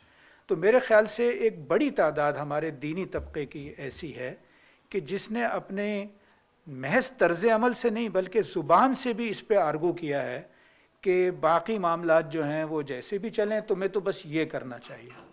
और इससे मुआशरे में वो जो एक यानी ये जो माइंड कंट्रोल है दूसरों के लिए आसान हो गया, उन्होंने तो करना ही है। और फिर ये है कि ये महज एक इल्मी और तालीमी मैदान का ही नहीं है, जैसा आपने इशारा भी किया, ज़ाहिर है इसमें सियासत भी शामिल है, इसमें इक़्तिसादियात का तो बार बार ज़िक्र हो गया। तो ये एक बहुत ही बड़ा मौजू है जिसको हमने 1.5 घंटे में 2 घंटे में बहुत अच्छी तरह से कवर करने की कोशिश की है।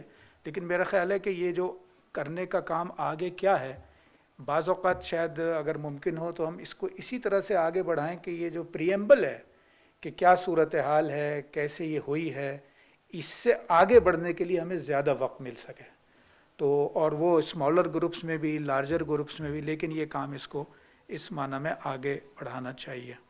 तो जनाब बहुत शुक्रिया आपका, और आपको फिर भी तकलीफ़ देंगे। और जो जैसे सवालात हुए हैं और जिस अंदाज़ में लोगों ने शिरकत की है, तो मुझे यकीन है कि ये मौजू ऐसा है कि जिसमें आगे भी हम चीज़ें बढ़ा रहे होंगे।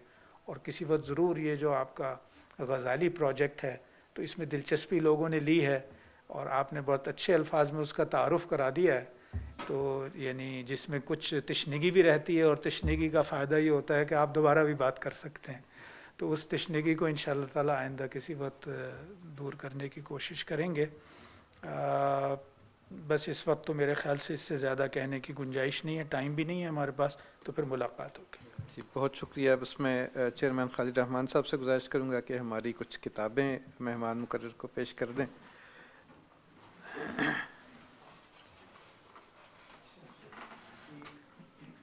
ये तो जनाब आपके कोलीग्स की हैं।